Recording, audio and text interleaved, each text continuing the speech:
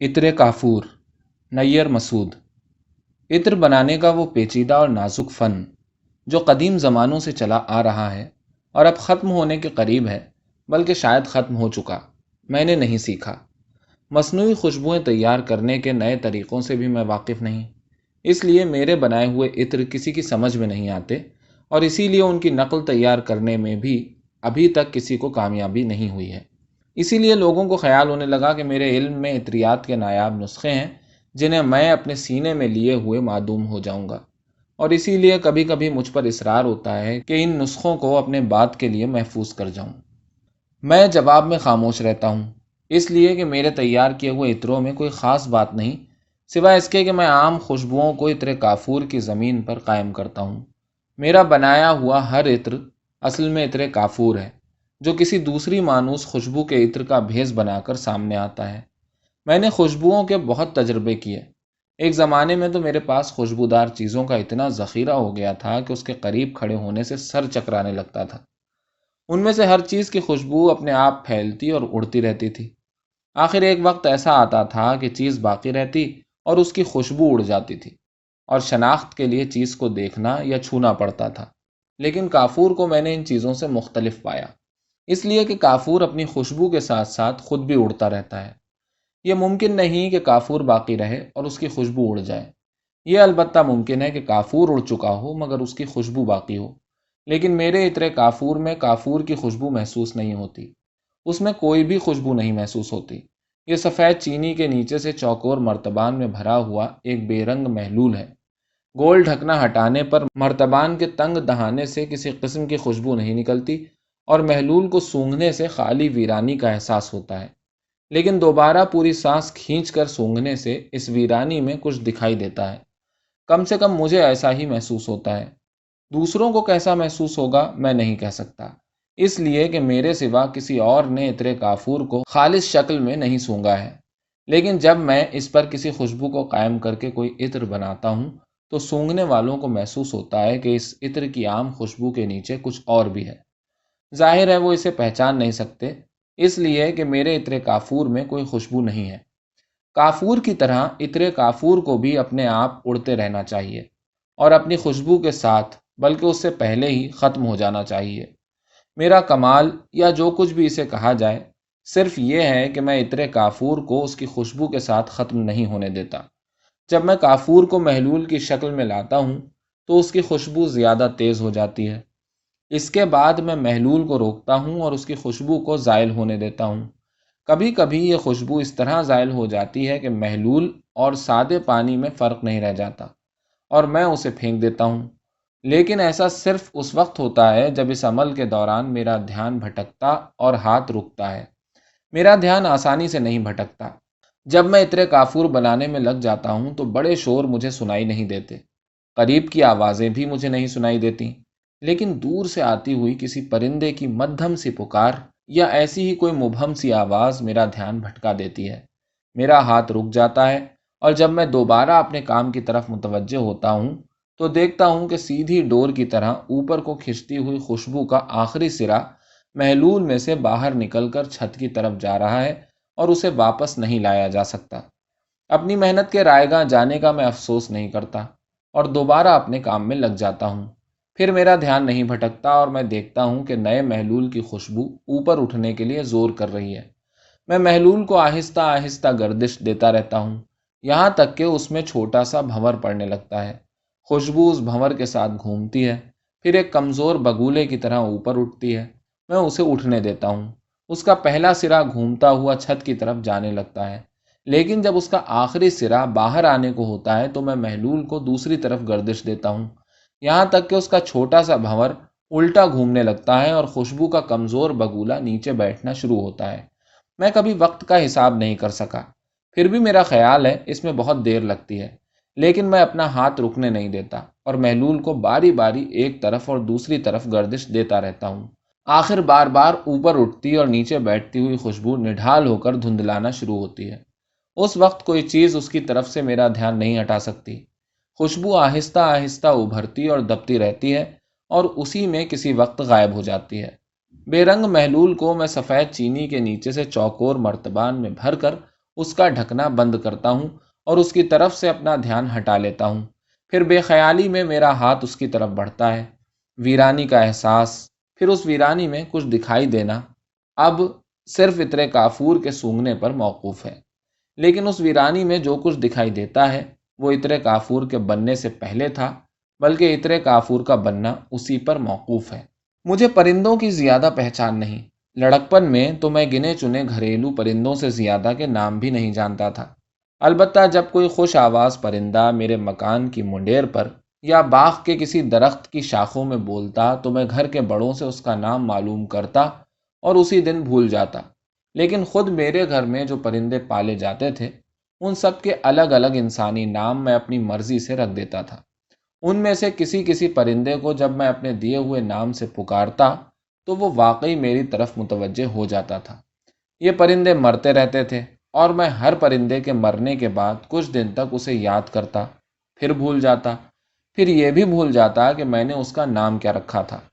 اب میں ایک کے سوا اپنے رکھے ہوئے سارے نام بھول چکا ہوں، اور جو مجھے یاد رہ گیا ہے وہ انسانی نام نہیں تھا، وہ کسی زندہ پرندے کا نام بھی نہیں تھا۔ وہ نام میں نے ایک تصویری پرندے کا رکھا تھا۔ یہ تصویر میرے ہی گھرانے کی کسی لڑکی نے بنائی تھی، اور چونکہ وہ لڑکی تھوڑے ہی دن بعد مر گئی تھی اس لیے تصویر کو مکان کے بڑے کمرے میں آتش دان کے اوپر اس طرح رکھا گیا تھا کہ کمرے میں داخل ہونے والے کی نظر سب سے پہلے اسی پر پڑتی تھی، اور نیا آنے والا اسے کچھ دیر تک ضرور دیکھتا رہتا تھا۔ پھر قریب جا کر غور سے دیکھتا، وہ واقعی دیکھنے کے قابل چیز تھی۔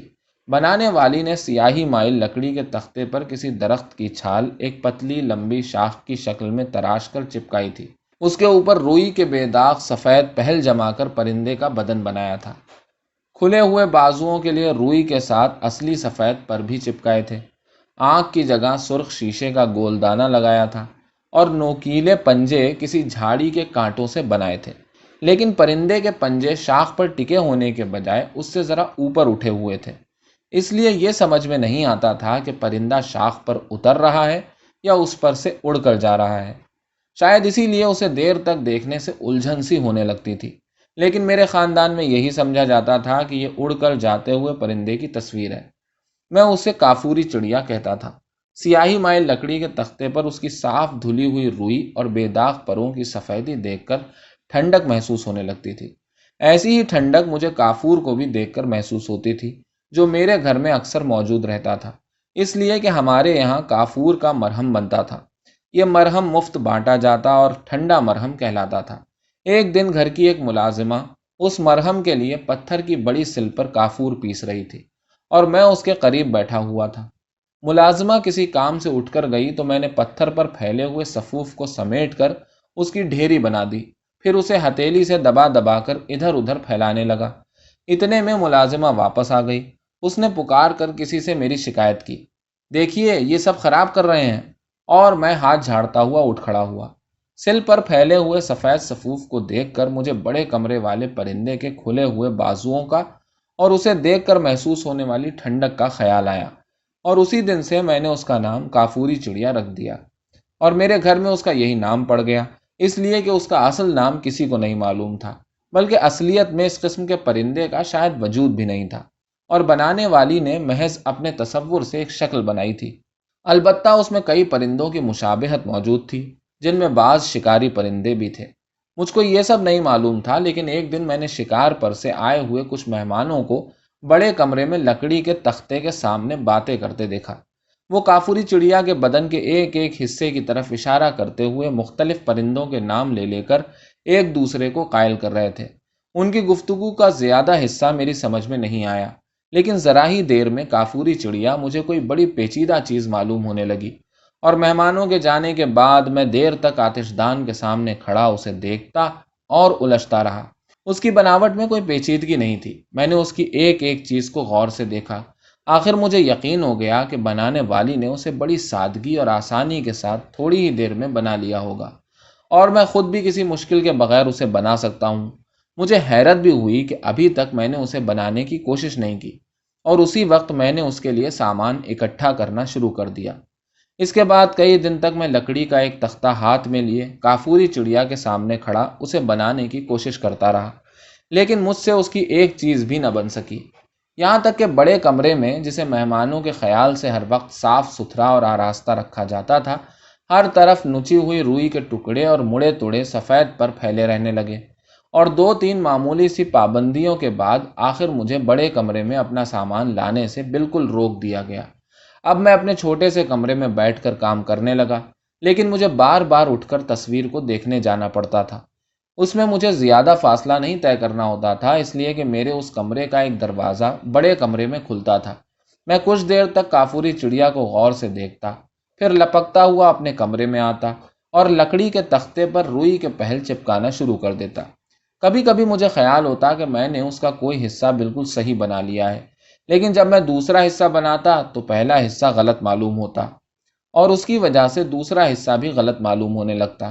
لیکن اتنی مشکلوں کے بعد بھی یہ خیال میرے دماغ سے دور نہیں ہوا کہ میں اسے آسانی سے بنا سکتا ہوں، اور تھوڑی تھوڑی دیر بعد میں اس کے سامنے جا کھڑا ہوتا اور تعجب کرتا کہ وہ مجھ سے بن کیوں نہیں پاتی۔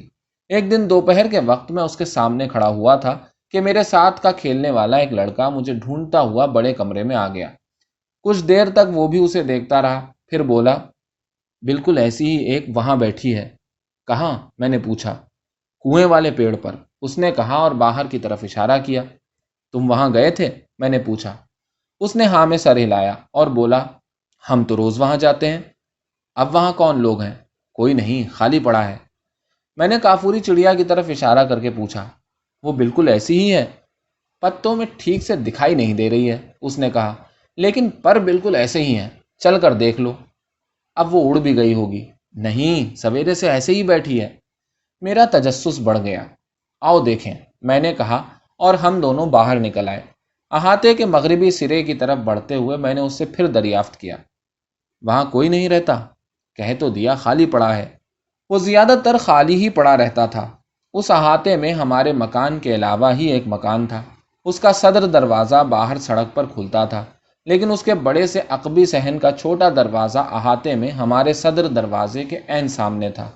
اس کے ڈھیلے ڈھیلے پٹ کچی زمین پر ٹکے ہوئے تھے اور مٹی میں قریب قریب جم گئے تھے۔ پھر بھی میری عمر کے لڑکے اپنا بدن سمیٹ کر ان کے درمیان سے گزر سکتے تھے۔ جب وہ مکان خالی ہوتا تو میں اور میرے دوست احاطے میں کھیلتے کھیلتے کبھی کبھی اس عقبی صحن میں بھی چلے جاتے تھے، اور وہاں ہمارے آنے جانے کا راستہ یہی ڈھیلے پٹوں والا چھوٹا دروازہ تھا۔ اس دروازے میں سے باری باری گزر کر ہم صحن میں داخل ہوئے۔ درخت تک پہنچنے کی جلدی کے باوجود میں نے دروازے پر رک کر پورے صحن پر نظر دوڑائی۔ جھاڑ جھنکاڑ کی کثرت سے وہ اسی طرح جنگل بنا ہوا تھا۔ جگہ جگہ کوڑے کے چھوٹے بڑے ڈھیروں میں ان لوگوں کی نشانیاں تھیں جو اس مکان میں آ کر رہتے اور چلے جاتے تھے۔ میں نے ہر چیز کو سرسری دیکھا اور اپنے ساتھی سے پوچھا، کہاں پر ہے؟ اس نے ہونٹوں پر انگلی رکھ کر مجھے چپ کرایا، اور ہم دونوں دبے پاؤں چلتے ہوئے بائیں جانب کنویں کے قریب پہنچے۔ کنواں مٹی، کوڑے اور درخت کی ٹوٹی ہوئی ٹہنیوں سے قریب قریب پٹ گیا تھا، اور اس میں گولائی سے چنی ہوئی شش پہل اینٹوں کی صرف دو تین اوپری قطاریں کھلی رہ گئی تھیں۔ درخت صحن کی بائیں دیوار اور کنویں کے بیچ میں تھا۔ ایک طرف دیوار کی روک ہونے کی وجہ سے اس کا زیادہ حصہ کنویں پر جھکا ہوا تھا۔ ہم لوگ اس پر چڑھتے نہیں تھے، اس لیے کہ اس کی وزنی ٹہنیاں دیکھنے میں مضبوط نظر آتی تھیں، لیکن ذرا سا بوجھ برداشت نہیں کر سکتی تھیں۔ اس کے بڑے گول پتوں پر ہلکے ہلکے روئیں تھے جن پر زیادہ تر گرد جمی رہتی تھی، اور بدن میں ان کی رگڑ لگنے پر کھجلی ہوتی تھی۔ اس وقت ہوا بند تھی، اس لیے درخت بے حرکت تھا اور مرا ہوا سا معلوم ہو رہا تھا۔ ہوا چلتی تو پورا درخت ایک ساتھ اور ایک ہی طرح سے ہلتا، اور اس جنبش کی وجہ سے اور بھی مرا ہوا معلوم ہوتا۔ اگر ہوا زیادہ تیز ہو جاتی تو اس میں سے چرچراہٹ کی آواز نکلتی، اور اس کے ایک دو ٹہنے ضرور ٹوٹ کر زمین پر آ رہتے تھے۔ میرا ساتھی درخت کے نیچے کھڑا گردن اوپر اٹھائے اس کی شاخوں کو غور سے دیکھ رہا تھا۔ میں بھی دبے آواز چلتا ہوا اس کے قریب پہنچ گیا۔ درخت کے تنے سے پیٹھ لگا کر میں نے اوپر دیکھا۔ اس کے پتے پرانے ہو گئے تھے اور گرنے کے قریب تھے۔ بعض پتوں کے بیچ میں جال سے کھل گئے تھے، جن کے پیچھے کھلی فضا کی سفیدی نظر آ رہی تھی۔ مجھے کئی بار ان کھلی ہوئی جگہوں پر کسی سفید پرندے کا شبہ ہوا۔ آخر میرے ساتھی نے میرے پہلو میں کوہنی مار کر انگلی سے اوپر ایک طرف اشارہ کیا۔ تین چار بڑے پتوں میں کچھ چھپے ہوئے اور کچھ دکھائی دیتے ہوئے بدن پر شروع میں مجھے فضا کی سفیدی کا گمان ہوا، پھر اس سفیدی کے ایک طرف کٹاؤ دار پروں کی ترتیب نظر آئی۔ پرندہ بہت بلندی پر نہیں تھا اور اس کا منہ پتوں میں چھپا ہوا تھا۔ میں نے اپنے ساتھی کو اشارے سے بتایا کہ میں درخت پر چڑھنے جا رہا ہوں۔ اس نے اشارے سے مجھے روکنے کی کوشش کی، لیکن اس وقت تک میں تنے پر ایک پاؤں رکھ چکا تھا۔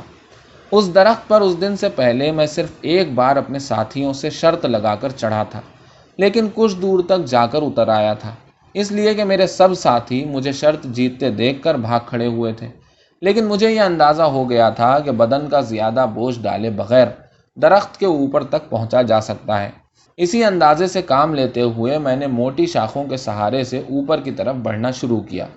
آخر میں اتنی بلندی پر پہنچ گیا کہ پرندہ میرے داہنے ہاتھ کی زد میں آ سکتا تھا۔ میں نے بائیں ہاتھ سے ایک شاخ کو حلقے میں کیا اور اس کے نیچے والی شاخ پر مضبوطی سے پیر جما کر اپنے پورے بدن کو پرندے کی سمت جھکایا۔ اس کا صرف ایک طرف کا بازو دکھائی دے رہا تھا اور میں اس کے دونوں بازوؤں کو ایک ساتھ گرفت میں لینا چاہتا تھا تاکہ وہ پھڑپھڑا نہ سکے۔ اس کوشش میں میرا ایک پیر نیچے والی شاخ پر تھوڑا آگے بڑھا اور شاخ آہستہ سے چرچرائی۔ نیچے سے میرے ساتھی نے پکار کر کچھ کہا۔ میں نے ایک جھٹکے سے دونوں پیر اٹھا کر اوپر والی شاخ کو اپنے ہاتھ کے حلقے میں جکڑ لیا۔ میرا دوسرا ہاتھ پرندے سے کچھ اوپر تھا۔ نیچے والی شاخ پھر چرچرائی اور پورا درخت ایک ساتھ ہلا۔ میرے ساتھی نے پھر پکار کر کچھ کہا، لیکن اتنی دیر میں پرندہ میری مٹھی میں آ چکا تھا۔ میں نے چرچراتی ہوئی شاخ کو دیکھا اور نیچے اترنے کے لیے کئی اور شاخوں پر باری باری پیر ٹکایا، لیکن میرا پیر لگتے ہی ان کی کمزوری ظاہر ہو جاتی تھی۔ پرندے والے ہاتھ کو میں سیدھا آگے پھیلائے ہوئے تھا اور اس میں رہ کر کھجلی سی دوڑتی محسوس ہو رہی تھی۔ صرف ایک ہاتھ کی مدد سے کسی طرح تنے پر پھسلتا ہوا میں نیچے آیا اور زمین پر پہنچ کر مشکل سے اپنا توازن قائم رکھ سکا۔ میرا ساتھی کنویں کا چکر کاٹ کر میری طرف آ رہا تھا کہ بڑی شاخ تیز چرچراہٹ کے ساتھ کنویں کے دہانے سے مل گئی اور میرا ساتھی اس کی زد میں آ گیا۔ میں نے اسے پکڑ کر ایک طرف کھینچا اور ہم کنویں سے دور ہٹ کر کھڑے ہو گئے۔ مل گئی؟ میرے ساتھی نے اپنے کپڑے جھاڑتے ہوئے پوچھا۔ میں نے اپنی مٹھی کی طرف دیکھا۔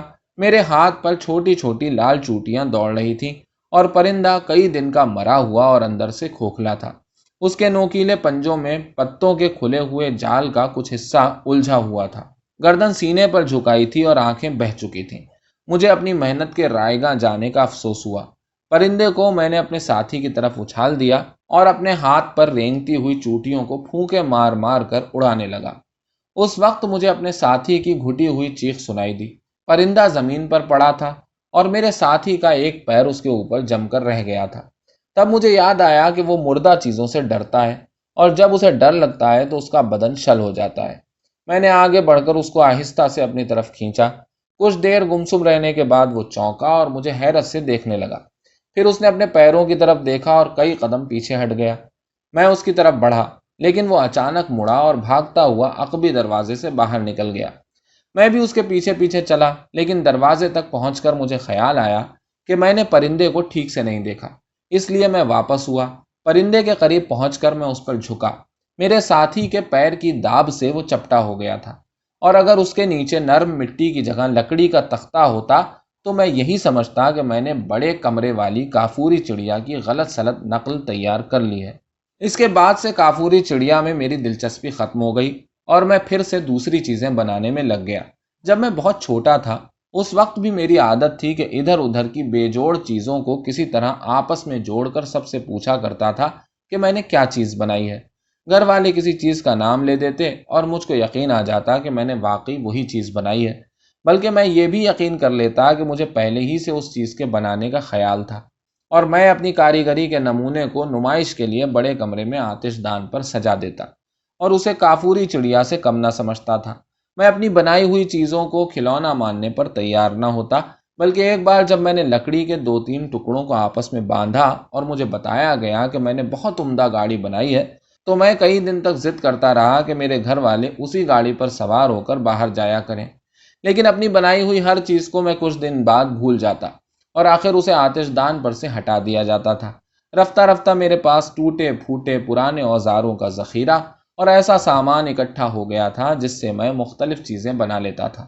اصل سے ان چیزوں کی مشابہت برائے نام ہوتی تھی، پھر بھی ان کو پہچانا جا سکتا تھا۔ چھوٹے کمرے میں میرے پلنگ کے نیچے طرح طرح کے اوزار، لکڑی کے ٹکڑے، خوش رنگ کپڑوں کی کترنیں، ٹین کی پتیاں، لوہے کے تار وغیرہ اور بعض پھلوں کی گٹھلیاں تک جمع رہتی تھیں، اور میں اندھیرے میں بھی پلنگ کے نیچے ہاتھ ڈال کر اس انبار میں سے جو چیز چاہتا نکال سکتا تھا۔ کافوری چڑیا بنانے کے جوش نے مجھے اس سامان سے غافل کر دیا تھا، مگر اب میں پہلے سے زیادہ شوق کے ساتھ اس کی طرف متوجہ ہوا۔ وقت بے وقت میرے کمرے سے ٹھونکنے پیٹنے کی آوازیں اٹھ کر دوسروں کے آرام میں خلل ڈالتی تھیں، لیکن مجھ پر کوئی روک ٹوک نہیں ہوئی، اس لیے کہ میں اس گھر کا لاڈلا بیٹا تھا۔ البتہ اپنی بے احتیاطی کی وجہ سے جب میں ہی اپنے ہاتھ زخمی کر لیتا تو میرا کام 2-1 روز کے لیے خود بخود رک جاتا تھا۔ جب میں بار بار زخم کھانے لگا تو میرے کمرے میں مستقل طور پر کافور کے مرہم کی ایک بڑی شیشی رکھ دی گئی۔ حالانکہ یہ مرہم صرف سنگین چوٹوں اور پرانے زخموں کے لیے تھا۔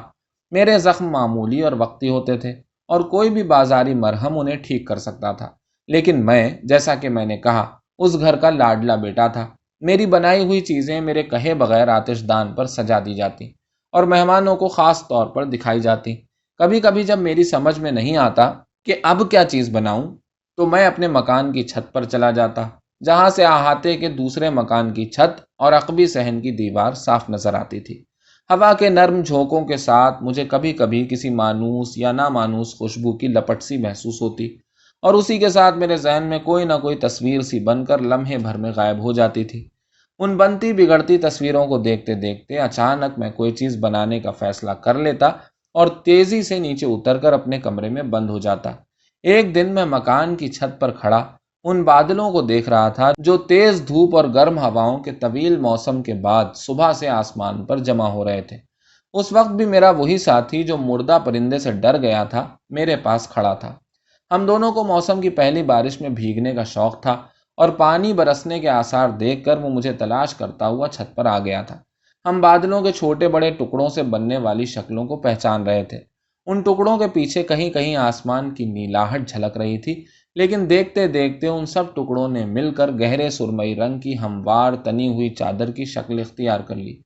میں ہوا چلنے اور پانی برسنے کا انتظار کر رہا تھا، اور اس انتظار میں اپنے ساتھی کو فراموش کر چکا تھا۔ کچھ دیر بعد ہوا کے چھوٹے چھوٹے جھونکے ادھر سے ادھر ہونا شروع ہوئے۔ انہی جھونکوں میں سے کسی کے ساتھ مجھے ایک برف کی سی ٹھنڈی خوشبو کا احساس ہوا، لیکن یہ خوشبو نتنوں کے بجائے میری آنکھوں سے ٹکرائی اور ایک سفید ڈورے کے سرے کی طرح میرے سامنے سے اوپر کھنچ کر غائب ہو گئی۔ اسی وقت مجھے اپنے ساتھی کی آواز سنائی دی، ویسی ہی معلوم ہوتی ہے۔ وہ اوپر دیکھ رہا تھا، میں نے بھی اوپر دیکھا۔ ہمارے سروں کے اوپر ایک پرندہ منڈلا رہا تھا اور سفید ڈورا اس کے ساتھ ساتھ گردش کر رہا تھا۔ یہ ڈورا کیسا ہے؟ میں نے اپنے آپ سے پوچھا۔ کہیں سے لائی ہوگی، میرا ساتھی بولا، گھونسلہ بنانے کے لیے۔ پرندہ کچھ نیچے ہو کر پھر چکر کھاتا ہوا اوپر اٹھا۔ نہیں، میں نے کہا، ڈورا اس کے پنجے میں بندھا ہے۔ تو کہیں سے چھوٹ کے آئی ہوگی، میرا ساتھی بولا، معلوم نہیں کس کی ہے۔ اس کے بعد ہم دونوں سے خاموشی کے ساتھ دیکھتے رہے۔ اس کی اڑان سے تھکن ظاہر تھی۔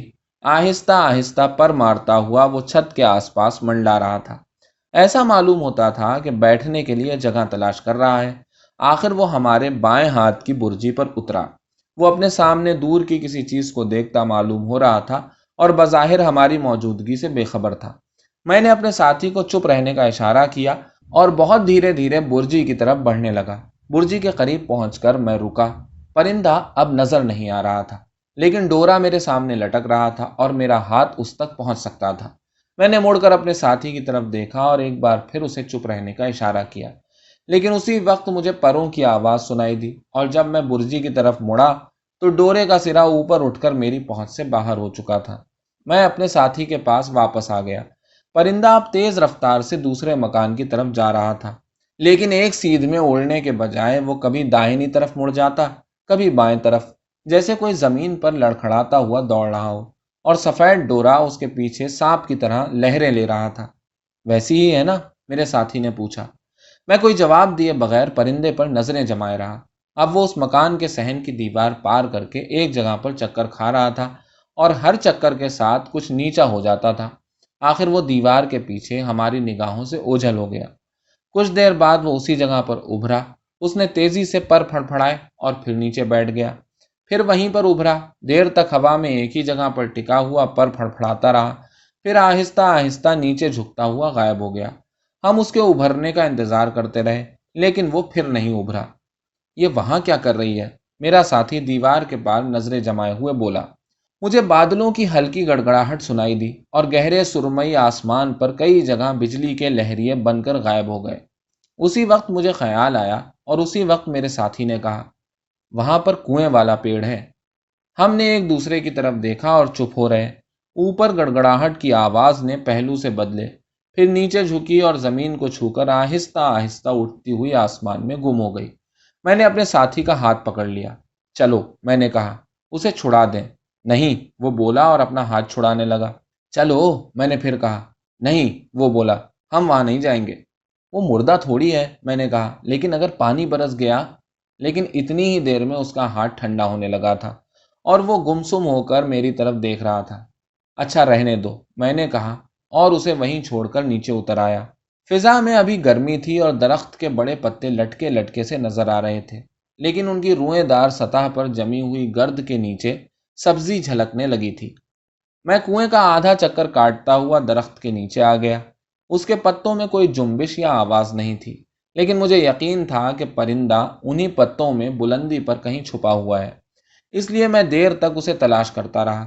آخر مجھے خیال ہونے لگا کہ وہ میرے پہنچنے سے پہلے ہی اڑ گیا ہوگا، مگر جب میں درخت کے نیچے سے ہٹ رہا تھا تو اس کے پتوں میں ہلکی سی آواز پیدا ہوئی جو میری پہچانی ہوئی نہیں تھی۔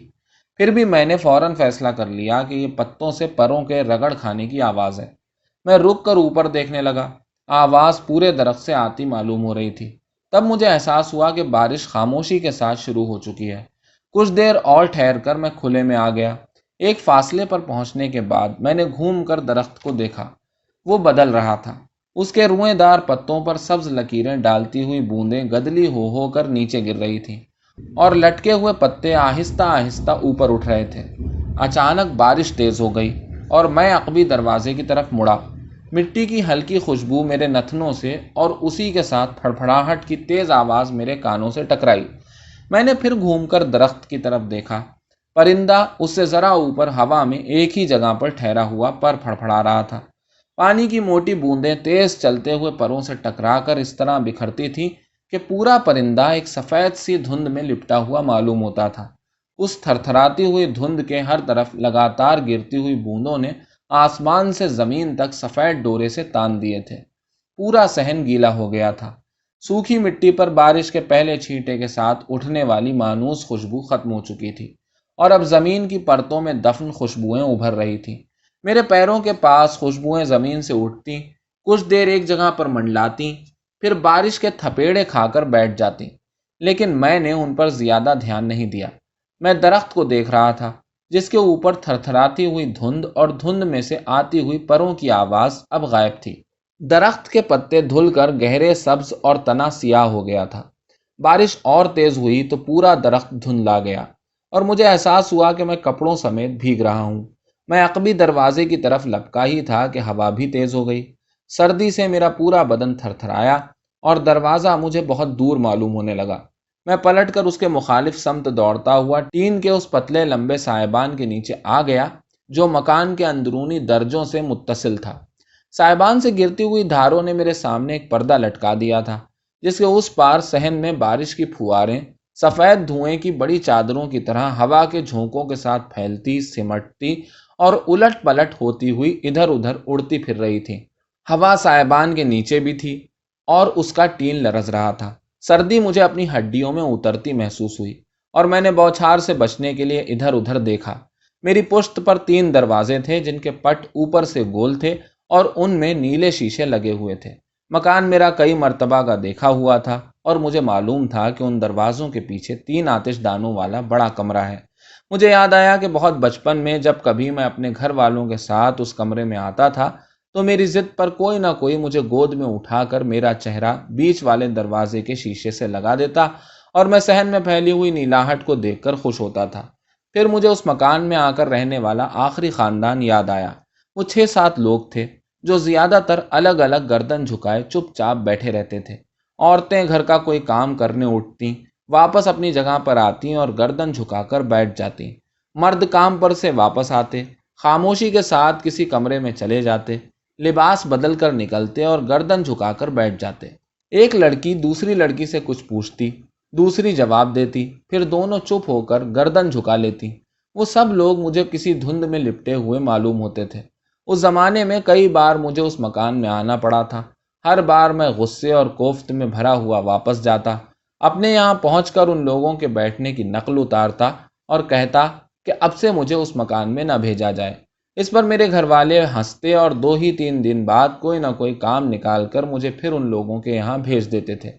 ایک دن وہ لوگ بلا اطلاع مکان خالی کر کے چلے گئے۔ اس کے بعد سے یہ مکان اسی طرح خالی پڑا تھا۔ اس کا آتش دانوں والا کمرہ بھی شاید اس وقت سے کھولا نہیں گیا تھا، اور اس وقت میں اس کے باہر کھڑا بوچھار میں بھیگ رہا تھا۔ سردی میری برداشت سے باہر ہونے لگی تو میں نے اس کے تینوں دروازوں کو بار بار پیچھے ڈھکیلنے کی کوشش کی۔ پھر مجھے خیال آیا کہ اگر دروازے اندر سے بند نہ ہوتے تو زور پکڑتی ہوئی ہوا سے کب کے کھل چکے ہوتے۔ ہوا نے اور زور پکڑا اور سائبان سے گرتا ہوا پانی اندر کی طرف مڑ گیا۔ اس پانی کے ساتھ ٹین پر مدتوں سے جمع ہوتا ہوا کوڑا بھی آ رہا تھا۔ مجھے اپنے کپڑوں پر کئی جگہ سیاہی مائل دھبے نظر آئے۔ میں سائبان کے نیچے سے نکلا اور دوڑتا ہوا درخت کے نیچے آ گیا۔ اس وقت مجھ کو پھر اس پرندے کا خیال آیا، اور بے سود سمجھتے ہوئے بھی میں نے اوپر شاخوں میں اسے تلاش کرنے کی کوشش کی، لیکن میری آنکھوں میں پانی بھر گیا۔ اسی وقت درخت آہستہ سے چرچرایا اور میں محض اندازے سے سائبان کی طرف بھاگا۔ وہ دن مجھے یہیں تک یاد ہے۔ اس سال پانی بہت برسا، اتنا کہ پورا احاطہ دلدل بن گیا۔ بہت دن تک اس کی زمین خشک نہیں ہوئی اور خضر پودوں اور گھاس نے اسے ڈھک لیا۔ میرے مکان کا صدر دروازہ بند کر دیا گیا اور آنے جانے کے لیے وہ عقبی دروازہ استعمال ہونے لگا جو سڑک کی طرف کھلتا تھا۔ اس تمام مدت میں اپنا خالی وقت میں نے زیادہ تر اپنے کمرے میں گزارا۔ میرا شوق دیکھ کر مجھے عمدہ قسم کے نئے اوزار منگوا دیے گئے تھے، جن کی مدد سے لکڑی کو تراشنا، سخت ٹین سے لے کر دبیش شیشے تک کو کاٹنا، لوہے کے موٹے تاروں کو موڑنا اور توڑنا اور چیزوں کو آپس میں جوڑنا میرے لیے بہت آسان ہو گیا تھا۔ میں نے چھوٹے چھوٹے مکان اور طرح طرح کی گاڑیاں بنائیں۔ پہلے اپنی بنائی ہوئی چیزیں کچھ دن بعد مجھے معمولی اور بھدی معلوم ہوتی اور میں انہیں ادھر ادھر پھینک دیا کرتا تھا، لیکن ان بارشوں کے دوران میں نے جو چیز بنائی ان میں کئی ایسی تھیں جو بعد میں دیکھنے پر مجھے پہلے سے بھی زیادہ اچھی معلوم ہوئی، اور جب انہیں آتش دان پر سجایا گیا تو مجھ کو حیرت ہوئی کہ میں نے انہیں کب اور کس طرح بنایا تھا۔ اسی زمانے میں ایک دن احاطے سے برساتی پودوں کو اکھاڑنے کے لیے مکان کا صدر دروازہ کھولا گیا تو میں نے دیکھا کہ احاطے کے بائیں طرف مٹی کا جو تودا تھا اس کو پانی نے 1/4 سے زیادہ کاٹ دیا ہے، اور اس کے اندر سے سفیدی مائل چکنی مٹی پانی کے ساتھ بہہ کر زمین پر کچھ دور تک پھیل گئی ہے۔ میں تودے کے کٹے ہوئے حصے کو قریب سے دیکھنے کے لیے آگے بڑھا تو میرے پیر اس مٹی میں چپکنے لگے، اور جب میں نے ہلکے قدموں سے اس پر چلنا چاہا تو میرا پاؤں اس طرح پھسلا کہ اگر مٹی میرے دوسرے پیر کو پکڑ نہ لیتی تو میں بری طرح گرتا۔ احاطے کی صفائی کرنے والا بوڑھا مزدور اس وقت میری ہی طرف دیکھ رہا تھا۔ اس نے سنبھل کر چلنے کی تاکید کی اور بتایا کہ یہ نایاب قسم کی مٹی ہے اور اس سے بہت نازک چیزیں بنائی جا سکتی ہیں۔ اس نے یہ بھی بتایا کہ یہ مٹی کہیں باہر سے لائی گئی ہے، اور یہ بھی کہ بہت پہلے اسی احاطے میں ایک شخص رہتا تھا جو اس مٹی کے چھوٹے چھوٹے پرندے بناتا تھا۔ بوڑھے مزدور نے اس شخص کا ذکر کرتے ہوئے دوسرے مکان کے عقبی دروازے کی طرف اشارہ کیا، جس کے پہلو میں ایک ٹوٹی پھوٹی دیوار کے آثار اب بھی باقی تھے۔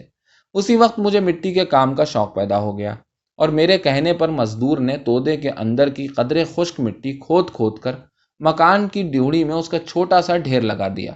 اس نے مجھے مٹی کے بھگونے اور تیار کرنے کا طریقہ بھی بتایا اور واپس جا کر اپنے کام میں لگ گیا۔ میں نے تھوڑی سی مٹی اٹھائی اور اس کو دونوں ہتھیلیوں کے بیچ میں دبا کر دیکھا۔ اس میں ریت یا کنکر کی ذرا بھی آمیزش نہیں تھی، اور اس پر میری ہتھیلی کی باریک سے باریک لکیر بھی صاف ابھر آئی تھی۔ اچانک مجھے محسوس ہوا کہ مٹی میں سے کافور کی ہلکی سی لپٹ شعلے کی طرح اوپر لپکی اور غائب ہو گئی۔ میں نے ہتھیلی کو اپنے نتنوں کے قریب کر کے ایک سانس لی، لیکن مجھے کوری مٹی کی ٹھنڈی خوشبو کے سوا کچھ محسوس نہ ہوا۔ میں نے ایک اور گہری سانس کھینچی تو مجھے ہر طرف پھیلی ہوئی خاموشی کا احساس ہوا، جسے مکان کے اندر پتھر کی سل پر کچھ پیسے جانے کی آواز کم کرنے کے بجائے بڑھا رہی تھی۔ میں نے دونوں ہاتھوں میں تھوڑی مٹی سمیٹی اور اپنے کمرے میں چلا آیا۔ اب میں مٹی کی بھی چیزیں بنانے لگا، جس کے لیے کسی اوزار کی ضرورت نہیں پڑتی تھی۔ اچھی طرح گندھی ہوئی چکنی مٹی میرے کمرے کے ایک کونے میں ہمیشہ موجود رہتی۔ جانور اور پرندے مجھ سے نہیں بن سکے، لیکن چھوٹے چھوٹے زیور اور عجیب عجیب وضوں کے برتن وغیرہ میں آسانی سے بنا لیتا تھا۔ خشک موسم آتے آتے میں مٹی کی بہت سی چیزیں بنا چکا تھا، اور جب دھوپ نکلنے لگی تو میں نے ان چیزوں کو سکھانا، آگ میں پکانا اور رنگنا شروع کیا۔ اس میں کئی بار میں نے اپنے ہاتھ بھی جلا لیے، لیکن اس سے میرا کام رکا نہیں، اس لیے کہ جلنے کی تکلیف کافور کا مرہم لگاتے ہی غائب ہو جاتی تھی۔ البتہ میری جلائی ہوئی آگ سے کبھی کبھی گھر کی دوسری چیزوں کو نقصان پہنچ جاتا، اس لیے مجھ کو گھر کے اندر آگ کا کھیل کرنے سے روک دیا گیا، اور میں نے احاطے کے ایک کنارے پر اپنی چیزیں پکانے کا انتظام کر لیا۔ میری خاطر مکان کا صدر دروازہ، جو اب مستقل بند رہنے لگا تھا، کھول دیا جاتا تھا۔ تیز بارشوں نے احاطے کی کچی زمین کو جگہ جگہ سے کاٹ کر اس میں گہری گہری نالیاں سی بنا دی تھیں، جنہوں نے صدر دروازے تک سواریوں کا بلکہ کم روشنی میں آدمیوں کا بھی پہنچنا دشوار کر دیا تھا۔ کچھ اس وجہ سے اور کچھ سڑک کے رخ کھلنے کی وجہ سے مکان کا عقبی دروازہ ہی اب صدر دروازے کے طور پر استعمال ہونے لگا تھا، اور احاطے میں زیادہ تر سناٹا رہتا تھا، جس کی وجہ سے میں اطمینان کے ساتھ اپنا کام کر سکتا تھا۔ ایک دن میں اپنے پکائے ہوئے برتنوں پر سے راکھ صاف کر رہا تھا کہ مجھے کچھ سنائی دیا، اور میں نے گھوم کر دیکھا۔ دو آدمی احاطے میں داخل ہوئے تھے اور نالیوں سے کتراتے ہوئے صدر دروازے کی طرف جا رہے تھے۔ میں نے انہیں اس سے پہلے نہیں دیکھا تھا۔ صدر دروازے پر پہنچ کر وہ رکے، انہوں نے دستک نہیں دی۔ ایسا معلوم ہوتا تھا کہ وہ مکان کے اندر داخل ہونے یا نہ ہونے کا فیصلہ نہیں کر پا رہے ہیں۔ کچھ دیر تک انہیں دیکھتے رہنے کے بعد میں نے اپنے سامنے رکھے ہوئے برتنوں کو آہستہ سے کھڑکھڑایا۔ اس طرح مجھے اندازہ ہو جاتا تھا کہ برتن پوری طرح پک گئے ہیں یا نہیں۔ آواز سن کر وہ میری طرف متوجہ ہوئے اور آہستہ آہستہ چلتے ہوئے میرے قریب آ گئے۔ کچھ دیر تک وہ میرے بنائے ہوئے برتنوں کی طرف اور میں ان کی طرف دیکھتا رہا۔ ان کے قد، چہروں کے رنگ اور ناک نقشے ایک دوسرے سے بالکل مختلف تھے، لیکن ان میں کچھ ایسی مشابہت بھی تھی جس کی وجہ سے مجھے یقین ہو گیا کہ وہ دونوں سگے بھائی ہیں۔ ان میں سے ایک نے صدر دروازے کی طرف اشارہ کر کے مجھ سے پوچھا، خالی مکان یہی ہے؟ جی نہیں، وہ ہے، میں نے کہا، اور دوسرے مکان کی طرف اشارہ کیا۔ اس کا دروازہ سڑک کی طرف ہے، یہ پچھلے صحن کا دروازہ ہے۔ اس وقت میں نے دیکھا کہ دروازے کے پرانے ڈھیلے پٹوں کی جگہ نئی لکڑی کے پٹ لگا دیے گئے ہیں اور دروازہ مضبوطی کے ساتھ اندر سے بند ہے۔ یہ مکان، اس نے پھر صدر دروازے کی طرف اشارہ کیا، آپ یہیں رہتے ہیں؟ میں نے ہاں میں سر ہلا دیا۔ یہ آپ ہی نے بنائے ہیں؟ اس نے برتنوں کی طرف اشارہ کرتے ہوئے پوچھا۔ میں نے پھر ہاں میں سر ہلا دیا۔ بڑے خوبصورت کھلونے ہیں۔ یہ کھلونے نہیں ہیں۔ نہیں، وہ مسکرایا۔ پھر؟ برتن ہیں، بہت خوبصورت برتن ہیں۔ اور کیا کیا بناتے ہیں آپ؟ میں نے کئی چیزوں کے نام لیے۔ مگر کھلونے نہیں بناتے؟ جی نہیں۔ آپ تو بڑے کاریگر معلوم ہوتے ہیں۔ ان سب چیزوں کا کیا کرتے ہیں؟ انہیں سجا دیا جاتا ہے، میں نے کہا، بانٹا بھی جاتا ہے۔ کچھ ہمیں بھی ملے گا؟ ان میں سے جو اچھے معلوم ہوں لے لیجئے، میں نے کہا، لیکن ابھی انہیں رنگنا ہے۔ تو پھر بعد میں، اس نے کہا اور پورے احاطے پر نظر دوڑائی۔ آپ لوگ اس مکان میں آ رہے ہیں؟ میں نے پوچھا۔ ہم دونوں تو گھومتے رہتے ہیں، وہ بولا، ہمارے گھر والے آ رہے ہیں۔ ان میں کوئی میرے اتنا لڑکا ہے؟ وہ ہنسا۔ جی نہیں، بس 2-3 عورتیں، باقی لڑکیاں ہی لڑکیاں۔ وہ پھر ہنسا۔ اور سب آپ سے بڑی، لیکن اس نے رک کر برتنوں کی طرف اشارہ کیا۔ ماہ رخ سلطان کو بھی اس طرح کی چیزوں کا بہت شوق ہے۔ اس نے ایک بار اور پورے احاطے پر نظر دوڑائی، پھر بولا، اچھا ہم ذرا مکان دیکھ لیں۔ وہ دونوں مڑنے لگے تو میں نے سلام کے لیے ہاتھ اٹھایا اور یہ سوچ کر شرمندہ ہوا کہ پہلے میں نے انہیں سلام نہیں کیا تھا۔ جب وہ احاطے سے نکل گئے اور میں اپنے کام میں لگ گیا تو مجھے خیال آیا کہ ساری گفتگو ان میں سے ایک ہی نے کی تھی۔ اسی وقت مجھے پھر کچھ سنائی دیا اور میں نے پھر گھوم کر دیکھا۔ دوسرا آدمی، جو ابھی تک کچھ نہیں بولا تھا، میرے قریب کھڑا ہوا تھا۔ میری طرف دیکھے بغیر اس نے پوچھا، آپ لوگ علاج کس سے کراتے ہیں؟ میں نے اپنے یہاں کے معالج کا نام بتا دیا۔ وہ کہیں دور رہتے ہیں؟ قریب ہی ہیں، میں نے بتایا اور پوچھا، کیا آپ کے یہاں کوئی بیمار ہے؟ نہیں، اس نے کہا، پھر دھیرے سے کچھ اور بھی کہا جو میری سمجھ میں نہیں آیا۔ اس کے بعد وہ خاموشی سے واپس چلا گیا۔ جب میں نے اپنے گھر والوں کو خبر دی کہ اس مکان میں نئے رہنے والے آ رہے ہیں تو مجھے پتا چلا کہ یہ خبر سب کو پہلے ہی سے معلوم ہے، اور یہ بھی کہ اس مکان کی مرمت اور درستی کا کام بہت دن سے جاری ہے اور اب ختم ہونے کے قریب ہے۔ البتہ مجھ سے ان دونوں آدمیوں کے بارے میں کئی سوال کیے گئے جن سے میں نے احاطے میں گفتگو کی تھی۔ ظاہر ہے میں وہ گفتگو دہرانے کے سوا ان کے بارے میں کچھ نہیں بتا سکا۔ میرے گھر والوں کو بھی صرف اتنا معلوم تھا کہ وہ سگے بھائی تھے اور کسی اور ملک کے رہنے والے تھے جنہوں نے بچپن ہی میں اپنا وطن چھوڑ دیا تھا۔ میں نے بتایا کہ وہ دیکھنے میں غیر ملکی نہیں معلوم ہوتے تھے اور بڑے کمرے میں چلا آیا۔ آتش دان پر رکھی ہوئی اپنی چیزوں کو میں نے قرینے سے لگایا۔ مجھے بار بار ان چیزوں کی ترتیب بدلنا پڑی۔ آخر اطمینان ہو جانے کے بعد میں کئی قدم پیچھے ہٹا۔ اب بھی وہاں پر سب سے نمایاں چیز کافوری چڑیا ہی تھی۔ بہت دن بعد میں نے پھر اسے غور سے اور دیر تک دیکھا۔ وہ زندہ معلوم ہو رہی تھی۔ کئی بار وہ مجھے شاخ سے اوپر اٹھتی اور نیچے آتی محسوس ہوتی۔ مجھے پھر احساس ہوا کہ وہ بہت آسانی سے بنا لی گئی ہوگی، اور پھر تعجب ہوا کہ میں اسے کیوں نہیں بنا پایا۔ مجھے اس پر بھی تعجب ہوا کہ میں نے اس کا کوئی اچھا سا انسانی نام کیوں نہیں سوچا۔ پھر میرا تعجب ہلکے سے پچھتاوے میں بدل گیا۔ اگر سب اسے کافوری چڑیا نہ کہنے لگے ہوتے، میں نے افسردگی کے ساتھ سوچا، تو میں اس کا نام ماہ رخ سلطان رکھتا۔ ماہ رخ سلطان کو میں نے اسی ہفتے دیکھا۔ اس دن صبح سے میں اپنے کمرے میں پھیلے ہوئے سامان کی ترتیب درست کر رہا تھا۔ میرے پلنگ اور اس کے مقابل کی دیوار سے لگی ہوئی میز پر میری بنائی ہوئی چیزیں ڈھیر تھیں۔ زمین پر اوزار پھیلے ہوئے تھے اور میں پلنگ کے نیچے ہاتھ ڈال ڈال کر دوسرا سامان باہر نکال رہا تھا۔ اسی دوران مجھے احساس ہوا کہ بڑے کمرے میں ایک ساتھ بہت سے مہمان آ گئے ہیں۔ میں نے ذرا پیچھے ہٹ کر ادھ کھلے دروازے پر لٹکتے ہوئے باریک پردے کے دوسری طرف دیکھا۔ بڑے کمرے میں مجھ کو لڑکیاں ہی لڑکیاں نظر آئیں، جو سب عمر میں مجھ سے بڑی تھیں۔ میں نے ان کے رنگ برنگے لباسوں کا قدرے دلچسپی سے جائزہ لیا، پھر اپنے کام میں لگ گیا۔ لیکن بڑے کمرے سے آتی ہوئی آوازیں مجھ تک پہنچ رہی تھیں۔ کرخت آواز والی کوئی بڑی بھی اتنی تیز رفتاری سے بول رہی تھیں جیسے انہیں اپنا ہر اگلا جملہ بھول جانے کا اندیشہ ہو۔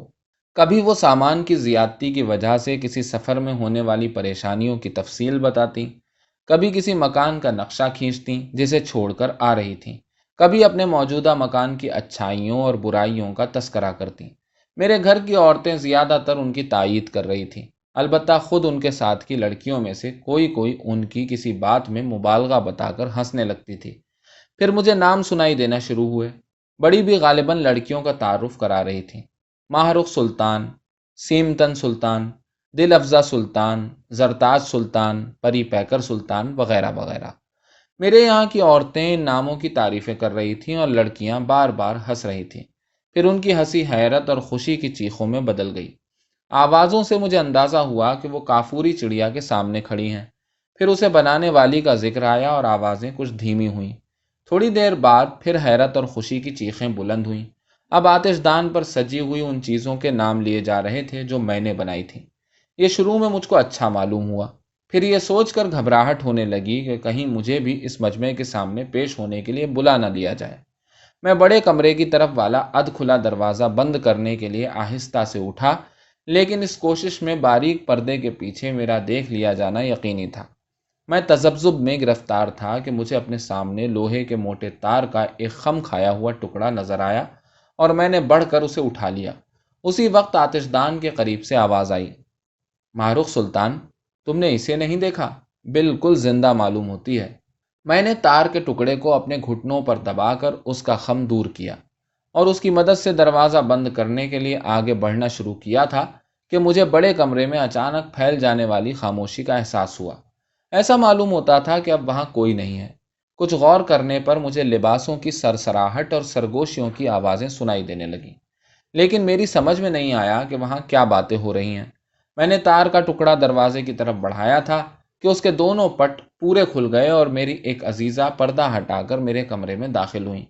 انہوں نے ہر طرف بکھرے ہوئے سامان کو ایک نظر دیکھا، پھر میرے پلنگ کے قریب گئیں اور اس پر پڑی ہوئی چیزوں کی طرف اشارہ کر کے مجھ سے بولیں: یہ سب ہٹاؤ اور تم باہر جاؤ، جلدی۔ میں نے احتجاج کرنا شروع ہی کیا تھا کہ انہوں نے ہاتھ اٹھا کر مجھ کو خاموش کرا دیا۔ ماہ رخ سلطان کی طبیعت خراب ہو گئی ہے، انہوں نے کہا، وہ یہاں آرام کریں گی۔ اور انہوں نے خود ہی پلنگ پر کی چیزیں اٹھا کر میز پر ڈھیر کرنا شروع کر دیں۔ میں ان کا ہاتھ بٹانے کے سوا کچھ نہ کر سکا۔ وہ مجھے اپنا سامان قرینے سے رکھنے کے فائدے بتاتی اور پلنگ کا سامان ہٹاتی جاتی تھیں۔ پلنگ کا ایک پایا زمین سے تھوڑا اٹھا ہوا تھا اور فرش سے بار بار اس کے ٹکرانے کی آواز آ رہی تھی۔ میں اس کے نیچے رکھنے کے لیے میز پر لکڑی کا کوئی ٹکڑا تلاش کر رہا تھا کہ دروازے کے پاس ایک اور عزیزہ کی آواز سنائی دی: آئیے، وہ پردہ اٹھائے ہوئے کہہ رہی تھیں، یہاں لے آئیے۔ مجھے دروازے پر عورتوں اور نوجوان لڑکیوں کا جھرمٹ نظر آیا، لیکن میرے کمرے میں صرف ایک لڑکی और एक बड़ी भी दाखिल हुई। मेरी समझ में नहीं आया कि उनमें कौन किसको सहारा देकर ला रहा है। अलबत्ता लड़की की नजरें झुकी हुई थीं और बड़ी भी गर्दन फिरा फिरा कर कमरे की एक एक चीज को देख रही थी। उन्होंने लड़की को पलंग पर बिठाया और पलंग का उठा हुआ पाया फर्श से टकराया। लड़की का सर थोड़ा पीछे को ढलका हुआ, लेकिन नजरें अब भी झुकी हुई थीं। बड़ी बी ने एक बार फिर पूरे कमरे का जायजा लिया और उनकी निगाहें मुझ पर जरा देर को रुकी। मैं मेज पर हाथ रखे खड़ा था। मेरी अजीजा ने मेरे शाने को आहिस्ता से छूकर मुझे बाहर जाने का इशारा किया और मैं कमरे के दूसरे दरवाजे से, जो अहाते से मुत्तसिल नीची दीवारों वाले एक छोटे सहन में खुलता था, बाहर निकल आया। सहन से अहाते में पहुंचना मुश्किल नहीं था। मैं देर तक अहाते में घूमता रहा। माहरुख सुल्तान को मैं गौर से नहीं देख सका था। मुझे सिर्फ इतना याद आया कि उनके सफ़ेद दुपट्टे का एक पल्लू सर पर था, दूसरा उनके पैरों तक पहुंच रहा था और उसका एक कोना उनके एक हाथ की मुट्ठी में लिपटा हुआ था। मैं कुछ भूल भी रहा था, लेकिन चिकनी मिट्टी के कटे हुए तोदे के पास से गुजरते हुए मुझे याद आया कि जब वो मेरे बराबर से गुजर रही थीं तो मुझे काफूर की बहुत हल्की सी लपट महसूस हुई थी। अहाते में घूमने से मेरा जी भर गया तो मैं फिर छोटे सहन में दाखिल हुआ। अपने कमरे के दरवाजे के पास पहुंचकर मैंने कानों पर जोर दिया। अंदर खामोशी थी। दरवाज़ा पूरा बंद नहीं था। मैंने उसे थोड़ा और खोला। सामने ही मुझे अपना खाली पलंग नजर आया। फिर बड़े कमरे से आती हुई बातों की आवाज़ें सुनाई दी और मैं दरवाज़ा पूरा खोलकर अपने कमरे में आ गया। माहरुख सुल्तान मेज़ पर एक हाथ रखे सीधी खड़ी हुई थी। दुपट्टे का कोना अब भी उसकी मुट्ठी में लिपटा हुआ था। उनके दूसरे हाथ में मिट्टी का एक हार, जिसे मैंने अभी रंगा नहीं था, धीरे धीरे लरज रहा था। आहट सुनकर उन्होंने मेरी तरफ देखा और गर्दन के इशारे से मुझे अपने करीब बुला लिया। ये आप ही ने बनाया है? उन्होंने हार को अपने चेहरे तक उठाकर पूछा। बहुत खूबसूरत है। मैं झेंपा हुआ चुप खड़ा रहा। बहुत खूबसूरत है, उन्होंने फिर कहा और पूछा, यहाँ ये मिट्टी मिल जाती है? जी नहीं, मैंने कहा। किसी ने बाहर से लाकर अहाते में जमा की थी। किसने? मालूम नहीं, मैंने कहा। वो बहुत पहले था। अब नहीं है? शायद नहीं, मैंने कहा और फिर कहा, वो बहुत पहले था। इसके बाद वो देर तक चुपचाप हार को देखती रहीं। उसके बड़े बड़े गोल दाने और फूल मुझे अचानक बहुत बदरंग मालूम होने लगे और मैंने कहा, इसे रंगना बाकी है। यूं ही ज्यादा अच्छा मालूम हो रहा है, माहरुख सुल्तान ने कहा। फिर उन्होंने मेज पर रखी हुई दूसरी चीजों, बर्तनों, गाड़ियों और मकानों को उठा उठा कर देखना शुरू किया। मुझे अपनी उन अजीजा पर कुछ कुछ गुस्सा आ रहा था, जिन्होंने मुझे सामान तरतीब से रखने की नसीहत करते हुए ये सब चीजें बेतरतीबी के साथ मेज पर ढेर कर दी थी। मुझे इसका ख्याल नहीं आया कि ये बेतरतीबी माहरुख सुल्तान ही की वजह से हुई थी, मगर मैंने देखा कि माहरुख सुल्तान एक एक चीज को उठाकर इस तरह वापस रखती हैं कि मेज पर चीजों की एक तरतीब बनती जा रही है, जो उन चीजों की तरतीब से बेहतर है जिन्हें मैंने बड़े कमरे के आतिशदान पर सजाया था। उन्होंने एक छोटी सी गाड़ी उठाई। कुछ देर तक उसके पहियों को देखती रहीं, फिर उसे मेज पर रखकर थोड़ा सा चलाया और बोली, आप कोशिश करें तो खिलौने भी बहुत अच्छे बना सकते हैं। मैंने कुछ कहने की कोशिश की, फिर चुप रहा, फिर कोशिश की, फिर रुक गया, फिर आहिस्ता से बोला, ये खिलौने ही तो हैं। अब माहरुख सुल्तान पहली बार मुस्कुराई और बिल्कुल तंदुरुस्त मालूम होने लगी, लेकिन कुछ कहने के बजाय वो खामोशी के साथ मेज पर से चीजें उठा उठा कर वापस रखती रहीं। उन्होंने लकड़ी का एक पुरानी वजह का मकान उठाया। देर तक उसकी मेहराब के कटाव को देखती रहीं, फिर बोली, ये सब बनाने में आपके हाथ नहीं कटते? कभी कभी, मैंने कहा और अपने हाथों पर पड़े हुए निशानों को देखा। मारुख सुल्तान भी अपने हाथ को देख रही थी, लेकिन उस पर मुझे कोई निशान नजर नहीं आया। बड़े कमरे में बातों की आवाजें कुछ बुलंद हो गई थीं। मुझे ख्याल आया कि मारुख सुल्तान देर से खड़ी हुई हैं। उसी वक्त उन्होंने मेज पर से एक चौकोर घड़ी उठाई और बोली, ये तो असली है। नहीं, ये भी। देर हो गई। उन्होंने घड़ी की सुइयों को गौर से देखते हुए कहा। फिर बड़े कमरे वाले दरवाजे को देखा और बोला, सब परेशान होने लगेंगे। आपकी तबीयत अब कैसी है? मैंने पूछा और सोचा कि यह मुझे पहले ही पूछना चाहिए था। हमारी वजह से आपको भी परेशानी हुई? उन्होंने इस तरह कहा जैसे मुझे कोई इत्तला दे रही हूं। मैंने फिर पूछा, आपकी तबीयत अब ठीक है? मारुख सुल्तान ने घड़ी की सुइयों पर से नजर हटाकर फिर दरवाजे की तरफ देखा। मैंने भी दरवाजे की तरफ देखा और एक बार फिर मुझे काफूर की हल्की सी लपट महसूस हुई। मारुख सुल्तान कह रही थी, कभी हमारे यहाँ आइए। اور میں نے دیکھا کہ وہ اپنی مٹھی میں لپٹے ہوئے دوپٹے کے بل کھول رہی ہیں۔ سارے بل کھلنے سے پہلے ہی مجھے ان کے ہاتھ میں ایک چھوٹے برتن کی جھلک نظر آنے لگی۔ میں نے کوشش کر کے نظریں دوسری طرف کر لیں۔ چند لمحوں بعد انہوں نے کہا، یہ ہم آپ کے واسطے لائے تھے۔ میں نے دیکھا وہ سفید چینی کا نیچا سا چوکور مرتبان تھا۔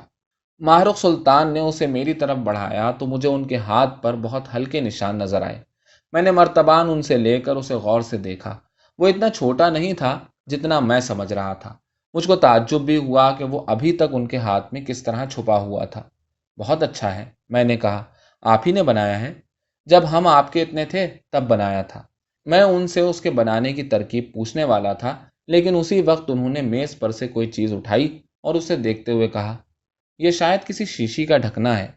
میں نے ڈھکنے کو دیکھا، پھر میز کو، پھر نیچے زمین کو۔ کافور کے مرہم کی کھلی ہوئی شیشی میز کے ایک پائے کے پاس اوندھی پڑی ہوئی تھی۔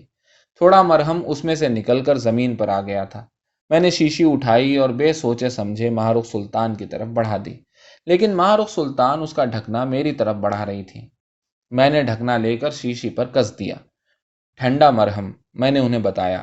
وہ پھر مسکرائیں اور بولی، تو آپ کے ہاتھ زیادہ کٹتے ہیں۔ پھر انہوں نے سنجیدگی سے کہا، ہمارے یہاں آئیے گا، اچھا؟ بے آواز قدموں سے دروازے کی طرف بڑھ کر انہوں نے اس کا ایک پٹ دھیرے دھیرے کھولا اور میرے کمرے سے باہر نکل گئیں۔ بڑے کمرے میں باتوں کی آوازیں دم بھر کو رکیں، پھر مجھے خوشی کی چیخیں، زور زور سے پیار کرنے کی آوازیں اور ماہ رخ سلطان کے نام کی پکار سنائی دی۔ اس مکان میں وہ لوگ بہت دن نہیں رہے اور میں ان لوگوں میں ماہ رخ سلطان کے سوا اور کسی سے مانوس نہ ہو سکا۔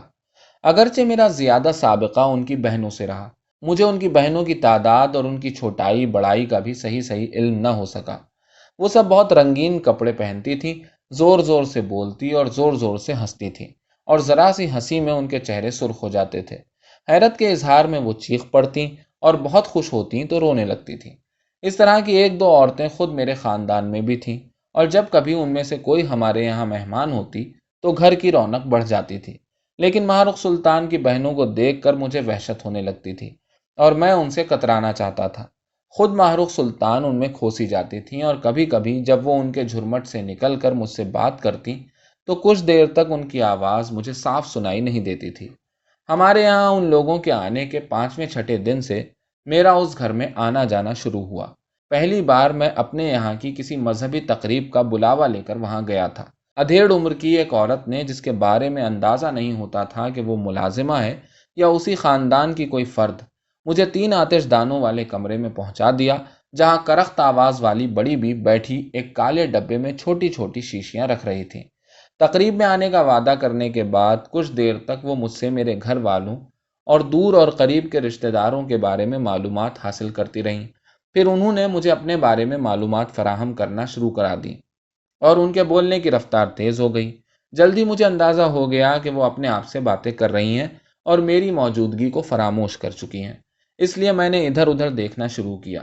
نیلے شیشوں والے تینوں دروازے کھلے ہوئے تھے اور مکان کا عقبی صحن قریب قریب پورا نظر آ رہا تھا، لیکن اس کا وہ حصہ جہاں پر کنواں اور درخت تھا میری نگاہوں سے اوجھل تھا۔ صحن کی زمین جھاڑ جھنکار سے صاف کر کے ہموار کر دی گئی تھی۔ صاحبان کے مقابل دور پر وہ دیوار نظر آ رہی تھی جس کا دروازہ احاطے میں کھلتا تھا۔ اس وقت دروازے کے دونوں پٹ کھلے ہوئے تھے اور احاطے کے دوسرے سرے پر میرے مکان کا صدر دروازہ، جو اندر سے بند تھا، دکھائی دے رہا تھا۔ احاطے میں تیز دھوپ پھیل گئی تھی۔ 2-3 دن پہلے میں نے مٹی کے کئی زیور بنائے تھے اور آج انہیں دھوپ میں رکھنے جا رہا تھا کہ مجھے بڑی بی کے پاس بھیج دیا گیا۔ میں اپنے مکان کے عقبی دروازے سے نکل کر سڑک کا طویل راستہ طے کرتا ہوا اس مکان میں آیا تھا، اور اسی راستے سے مجھے واپس جانا تھا۔ اس راستے کا خیال کر کے اور سامنے بند صدر دروازے کو دیکھ کر مجھے اپنا گھر ایک ہی وقت میں بہت قریب اور بہت دور معلوم ہونے لگا۔ بڑی بی کی آواز، جو مجھ کو پہلے دن بھی اچھی نہیں لگ رہی تھی، اب اور بری معلوم ہو رہی تھی۔ اس وقت وہ اپنی لڑکیوں کی پیدائش، پرورش اور تربیت میں پیش آنے والی دشواریوں کا تذکرہ کر رہی تھی، اور اس میں انہوں نے کئی ایسے مسئلوں کا بھی بیان کر دیا جن پر ہمارے کنبے میں میری عمر کے لڑکوں کے سامنے گفتگو نہیں کی جاتی تھی۔ بیچ بیچ میں وہ دوسری باتیں بھی چھیڑ دیتی تھیں۔ انہی باتوں میں انہوں نے بتایا کہ مکان لینے والے دونوں بھائیوں میں سے ایک عطر کا کاروبار اور دوسرے فانوسوں کی تجارت کرتے ہیں۔ یہ بتاتے وقت انہوں نے چھت کی طرف ہلکا سا اشارہ کیا اور میں نے دیکھا کہ چھت کے کڑوں میں 3 بڑے فانوس لٹک رہے ہیں۔ ان کی تکونی بلوری قلمیں کسی کسی رخ سے چمک رہی تھیں۔ بیچ والے فانوس میں کٹاؤ دار سفید شیشے کے گولے زنجیروں سے لٹکے ہوئے تھے۔ زنجیروں کی کڑیاں بھی شیشے کی تھیں۔ گولے آہستہ آہستہ ہل رہے تھے اور ان پر پڑنے والی روشنی کئی رنگوں میں بڑھ گئی تھی۔ اسی وقت مجھے زینے سے اترتے ہوئے بہت سے قدموں کی آوازیں سنائی دیں۔ زور زور سے بولتی اور ہنستی ہوئی لڑکیوں کا ہجوم اندر آیا اور کمرے میں کئی رنگ کا اندھیرا سا پھیل گیا۔ وہ سب بیچ والے آتش دان کے پاس جمع ہو کر کسی بات پر بحث کرنے لگی اور میں بڑی بی سے اجازت لے کر اٹھ کھڑا ہوا۔ لیکن اچانک لڑکیوں کا ہجوم میری طرف بڑھا اور میں نے خود کو ان کے نرغے میں پایا۔ وہ سب میری بنائی ہوئی چیزوں کے نام لے لے کر تعریفیں کر رہی تھیں۔ بیچ بیچ میں سوالوں کی بوچھار بھی ہو جاتی تھی، لیکن مجھے جواب دینے کا موقع کم مل رہا تھا اور اسے میں نے غنیمت جانا۔ پھر بھی جو 2-3 جواب مجھے دینا پڑے ان میں سے ایک یہ بھی تھا کہ میں اپنی بنائی ہوئی زیادہ تر چیزیں دوسروں کو بانٹ دیتا ہوں۔ میری بات پوری ہونے سے پہلے ہی سب نے اپنی اپنی پسند کی چیزوں کی فرمائشیں شروع کر دیں۔ کسی کسی چیز کی فرمائش 2-3 بہنیں ایک ساتھ کر دیتیں، پھر چیخ مار کر ایک دوسرے کو نوچنے اور زور زور سے ہنسنے لگتیں۔ مجھے ان کی آوازوں سے کمرے کے فانوس جھنجھناتے معلوم ہوئے۔ میرا سر 2-3 بار آہستہ سے چکرایا اور مجھے ایسا معلوم ہوا کہ میں سریلی آوازوں سے بھرے ہوئے اس کمرے کو خواب میں دیکھ رہا ہوں۔ مجھے ان لوگوں کا خیال آنے لگا جو اس خاندان سے پہلے اس مکان میں آ کر رہے تھے۔ ان کے جانے کے بعد سے آج پہلی بار میں اس بڑے کمرے میں آیا تھا۔ مجھے چند لمحوں کے لیے وہ سب لوگ اپنی اپنی جگہ پر گردن جھکائے بیٹھے نظر آئے۔ میرا سر پھر آہستہ سے چکرایا، آنکھوں کے آگے کئی رنگ ابھرے اور لڑکیوں کا جھرمٹ مجھے صاف نظر آنے لگا۔ وہ اب بھی فرمائشیں کر رہی تھیں۔ آخر بڑی بی نے انہیں ڈانٹا کہ مجھے خواہ پریشان نہ کریں اور وہ سب ہنستی ہوئی تتر بتر ہو گئیں۔ بڑی بی نے مجھ سے کہا کہ لڑکیوں کی فرمائشوں پر دھیان نہ دوں۔ پھر بھی میں نے دوسرے دن سب چیزیں لا دینے کا وعدہ کر لیا۔ میں ابھی تک خود کو خواب کسی حالت میں تصور کر رہا تھا۔ شاید اسی لیے مجھ کو ماہ رخ سلطان کا اپنی بہنوں کے جھرمٹ میں ہونا یا نہ ہونا محسوس نہیں ہوا، اور شاید اسی لیے اس وقت یہ بات بھی میرے ذہن میں نہیں آئی کہ ماہ رخ سلطان کی بہنوں نے میری بنائی ہوئی کئی ایسی چیزوں کی بھی فرمائش کی تھی جو میرے کمرے کی میز پر رکھی ہوئی تھی اور ابھی تک بڑے کمرے کے آتش دان پر سجائی نہیں گئی تھی۔ ان میں مٹی کا وہ ہار بھی تھا جسے رنگنا باقی تھا۔ گھر پہنچ کر مجھے معلوم ہوا کہ بڑی بی نے جو کچھ مجھ کو بتایا تھا وہ سب، بلکہ اس سے بہت زیادہ، اور ایک بار نہیں کئی بار وہ میرے گھر والوں کو پہلے ہی دن بتا چکی تھی۔ اس لیے بجائے اس کے کہ میں ان لوگوں کے متعلق اپنے گھر والوں کی معلومات میں اضافہ کرتا، خود میری معلومات میں یہ اضافہ ہوا کہ اس گھر کی سب لڑکیاں ایک ہی بھائی کی اولاد تھیں۔ البتہ ماہ رخ سلطان کو دوسرے بھائی نے بیٹی بنا لیا تھا۔ اس وقت مجھے خیال آیا کہ ماہ رخ سلطان نے مجھے اپنے یہاں بلایا تھا اور میں انہی سے ملے بغیر چلا آیا، اور اسی وقت میں نے فیصلہ کر لیا کہ ان کو اپنی بنائی ہوئی سب سے اچھی چیز دوں گا۔ میں نے آتش دان پر سجی ہوئی اور اپنے کمرے کی میز پر رکھی ہوئی سب چیزوں کا جائزہ لیا۔ جن چیزوں کی مجھ سے فرمائشیں کی گئی تھیں انہیں میں نے ایک ٹوکری میں رکھ لیا اور باقی چیزوں کا ایک بار پھر غور سے جائزہ لیا۔ ہر چیز میں مجھے کوئی نہ کوئی خامی نظر آئی، یہاں تک کہ میرا دماغ الجھ گیا اور میں آتش دان کے سامنے دیر تک بے حس و حرکت کھڑا رہا۔ کافوری چڑیا پر نظر جمائے جمائے مجھے پھر پچھتاوا سا ہونے لگا کہ میں نے اس کا کوئی اچھا سا نام کیوں نہیں رکھا۔ پھر مجھے اپنے کمرے میں میز کے پاس کھڑی ہوئی ماہ رخ سلطان کا خیال آیا اور اچانک مجھ کو وہ چوکور گھڑی یاد آ گئی جسے انہوں نے اصلی سمجھا تھا۔ میں اپنے کمرے کی طرف بڑھا، لیکن بیچ راستے ہی میں مجھے یاد آ گیا کہ وہ گھڑی میں نے 2 دن پہلے اپنے ایک دور کے عزیز کو دے دی تھی۔ وہ مجھ کو بہت چاہتے تھے اور جب بھی ہمارے یہاں آتے میرے لیے کوئی نہ کوئی نئی قسم کا اوزار ضرور لاتے تھے۔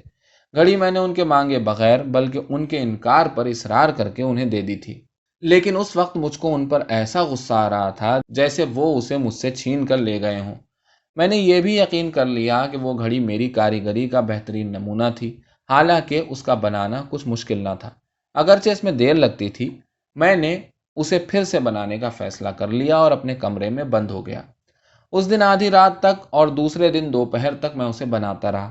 میرے ہاتھ کئی جگہ سے کٹے اور کافور کے مرہم کی شیشی قریب قریب خالی ہو گئی، لیکن میں نے اپنا کام نہیں روکا۔ جب وہ تیار ہو گئی تو میں نے اسے میز پر رکھ کر دیکھا، پھر بڑے کمرے کے آتش دان پر سجا کر دیکھا۔ ہاتھوں کی تکلیف کی وجہ سے میں اس میں پہلے کسی صفائی نہیں لا سکا تھا، پھر بھی وہ میری بنائی ہوئی باقی چیزوں میں سب سے اچھی تھی۔ میں نے اسے ایک صاف کاغذ میں لپیٹ کر ٹوکری میں سب سے نیچے رکھ دیا۔ سپہر کو میں وہاں پہنچا۔ بڑی بھی گھر پر نہیں تھی۔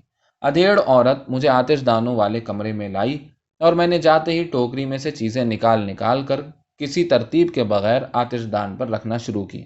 عورت ان چیزوں کو دیکھنے کے لیے آتش دان کے قریب آئی تو میں نے اسے بتایا، یہ انہوں نے منگوائی تھیں۔ کس نے؟ مجھے نام گنانے کے خیال سے الجھن ہوئی، اس لیے میں نے کہا سب نے۔ اچھا ابھی بلاتے ہیں، عورت نے کہا اور کمرے سے باہر نکل گئی۔ میں آتش دان پر سب چیزیں رکھنے کے بعد اپنے ذہن میں ان کی ترتیب بنا رہا تھا کہ ماہ رخ سلطان کی بہنیں ایک ساتھ کمرے میں داخل ہوئیں اور سیدھی آتش دان کی طرف لپکیں۔ کچھ دیر تک کل کی طرح شور اور ہنگامہ رہا اور میں کاغذ میں لپٹی ہوئی گھڑی ہاتھ میں لیے چپ چاپ کھڑا ان سب کو ننھی بچیوں کی طرح خوش ہوتے اور آپس میں جھگڑتے دیکھتا رہا۔ آخر وہ کچھ خاموش ہو کر میری طرف متوجہ ہوئیں اور اب انہوں نے قدر سنجیدگی کے ساتھ مجھ سے باتیں کی اور مجھے احساس ہونے لگا کہ وہ سب واقعی مجھ سے بڑی ہیں۔ اب میں اس پریشانی میں گرفتار تھا کہ ماہ رخ سلطان سے کس طرح ملا جائے۔ آخر میری مشکل اس طرح حل ہوئی کہ اچانک ان کی ایک بہن نے مجھ سے پوچھ لیا، اور ماہ رخ سلطان کے لیے کچھ نہیں؟ وہ ہیں کہاں؟ میں نے پوچھا۔ ایک اور بہن نے نیلے شیشوں والا بیچ کا دروازہ تھوڑا کھول کر باہر جھانکا اور کہا، یہاں ہیں، آ جائیے۔ اس طرح بہت دنوں کے بعد میں ایک بار پھر ٹین کے اس سائبان کے نیچے آیا۔ ماہ رخ سلطان دیوار سے ملے ہوئے ایک تخت پر بیٹھی تھیں۔ ان کے سامنے ویسا ہی سیاہ ڈبہ رکھا ہوا تھا جیسا میں نے ایک دن پہلے بڑی بی کے پاس دیکھا تھا۔ ماہ رخ سلطان ڈبے سے شیشیاں نکال نکال کر تخت پر سجا رہی تھیں۔ ہلکی سی مسکراہٹ کے ساتھ انہوں نے مجھے تخت پر بیٹھنے کا اشارہ کیا اور میں نے بیٹھتے ہی کسی تمہید کے بغیر کاغذ میں لپٹی ہوئی گھڑی ان کی طرف بڑھا دی۔ انہوں نے ایک نظر مجھے دیکھا، پھر دونوں ہاتھوں میں گھڑی لے کر اس کا کاغذ کھولا۔ کچھ دیر تک گھڑی کی سوئیوں پر نظریں جمائی رہیں، پھر بولی، کتنی اچھی چیز بنی ہے، کل اور آج۔ میں نے ذرا بجھ کر کہا، جلدی میں بنائی ہے، اتنی صاف نہیں بن پائی۔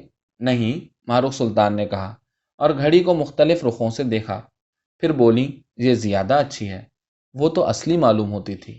انہوں نے ڈبے کے سامنے سے کچھ شیشیاں ہٹائیں اور ان کی جگہ پر گھڑی کو رکھ دیا۔ پیچھے رکھے ہوئے ڈبے کی سیاہی کے آگے گھڑی کے سارے رنگوں کی مدھم چمک تیز ہو گئی اور مجھے بھی وہ پہلے والی گھڑی سے زیادہ اچھی معلوم ہونے لگی۔ ماہ رخ سلطان نے اسے پھر اٹھایا، کئی بار اپنے چہرے سے دور اور قریب کر کے دیکھا، واپس رکھا، پھر اچانک بولی، آپ کو کافور بہت اچھا لگتا ہے۔ میری سمجھ میں فوراً کچھ نہیں آیا۔ کافور؟ میں نے پوچھا۔ آپ نے اس کا نام بھی کافوری چڑیا رکھا ہے؟ وہ تو سفید رنگ کی وجہ سے، میں نے کہا، لیکن اس کا نام مجھے اچھا نہیں لگتا۔ بہت لوگوں کو اسے ڈر لگتا ہے۔ کافوری چڑیا سے؟ میں نے حیرت سے پوچھا۔ کافور سے، ماہ رخ سلطان بولی، اس سے بہت لوگوں کو مرنے کا خیال آتا ہے۔ کافور سے؟ مجھے پھر حیرت ہوئی۔ کافور تو بہت سی تکلیفوں کا علاج ہے۔ مرنا بھی تو بہت سی تکلیفوں کا علاج ہے۔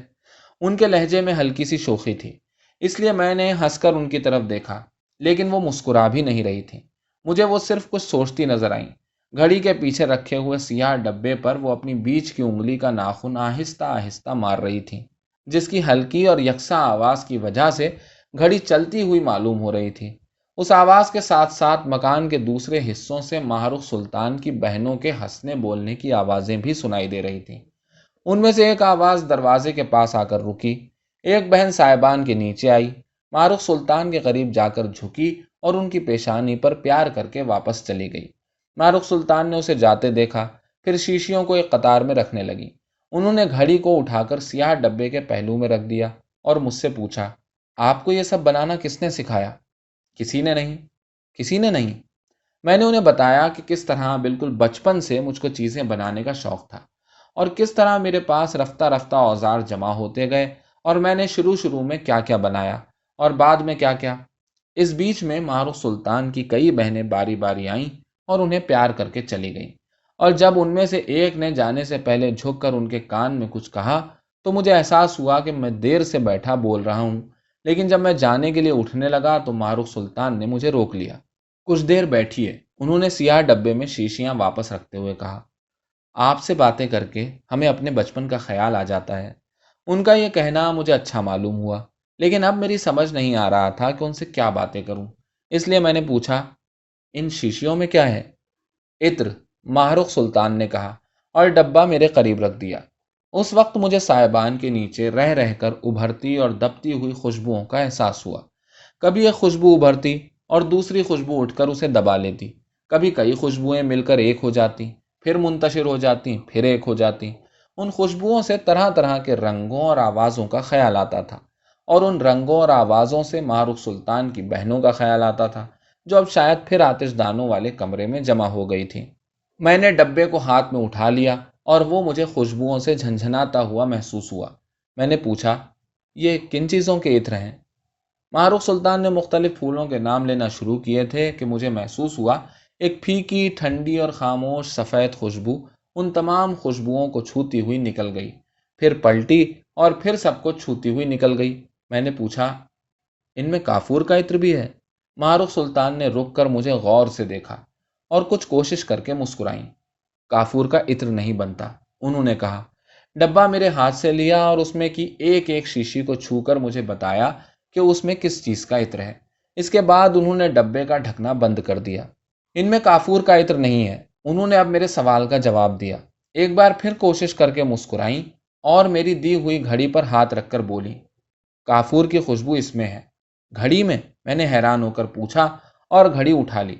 उस दिन आपके कमरे में भी ऐसी ही खुशबू थी। वो काफूर का मरहम था, मैंने उन्हें बताया। और अब मुझे याद आया कि मारूख सुल्तान के लिए घड़ी बनाते हुए कई बार मेरे हाथ कटे थे, और हर बार मैंने काफूर के मरहम से जख्म को छुपा लिया था और अपना काम रोका नहीं था। मुझे अपने हाथों में हल्की सी चरचराहट महसूस हुई और मैं सोचने लगा कि मारूख सुल्तान को यह सब बताऊं या ना बताऊं। लेकिन उसी वक्त उन्होंने कहा, आपके हाथ वाकई ज्यादा कटते हैं। और उसी वक्त उनकी एक और बहन उनके करीब आकर झुकी। मारूख सुल्तान उठकर खड़ी हो गई। आइए, उन्होंने मुझसे कहा, और नीले शीशों वाले दरवाजे की तरफ इशारा किया। मैं उनके साथ आतिशदानों वाले कमरे में वापस आया, जहां बड़े एहतमाम के साथ खाने पीने की चीजें सजाई गई थीं और उनकी खुशबुओं से कमरा भरा हुआ था। मारूख सुल्तान की हर बहन मुझे हर चीज खिलाने पर तुली हुई थी। उन सब के इसरार से मुझे घबराहट होने लगी, जिसको कुछ इस ख्याल ने बढ़ाया कि यह सारा एहतमाम खास मेरे लिए है, और कुछ इस बात ने कि माहरूख सुल्तान भी मेरे साथ बैठी थी मगर कुछ खा नहीं रही थी। माहरूख सुल्तान की बीमारी का हाल मुझे सिर्फ इतना मालूम हुआ था कि किसी किसी दिन उनका दिल आप ही आप घबराने लगता है, और उस वक्त वो चाहती हैं कि उनके पास कोई मौजूद न रहे, और कुछ देर तक सबसे अलग थलग रहने के बाद खुद ही ठीक हो जाती हैं। कभी कभी मैं अपनी कारीगरी का कोई नमूना लेकर वहां पहुंचता तो मालूम होता कि मारूख सुल्तान की तबीयत खराब हो गई है और वो अपने कमरे में आराम कर रही हैं। मैं अपनी बनाई हुई चीज बड़े कमरे के किसी आतिशदान पर टिका देता और कुछ देर उनकी बहनों के पास बैठकर चला आता। दूसरे या तीसरे दिन मैं फिर वहां जाता। मारूख सुल्तान कभी मुझे अपनी बहनों में घिरी हुई और कभी साहिबान के नीचे तख्त पर बैठी हुई मिलती थी। वो गुफ्तगू की शुरुआत हमेशा एक ही सवाल से करती थी, अब आप क्या बना रहे हैं? मैं जवाब में बोलना शुरू करता तो उनको बोलने का मौका नहीं देता था।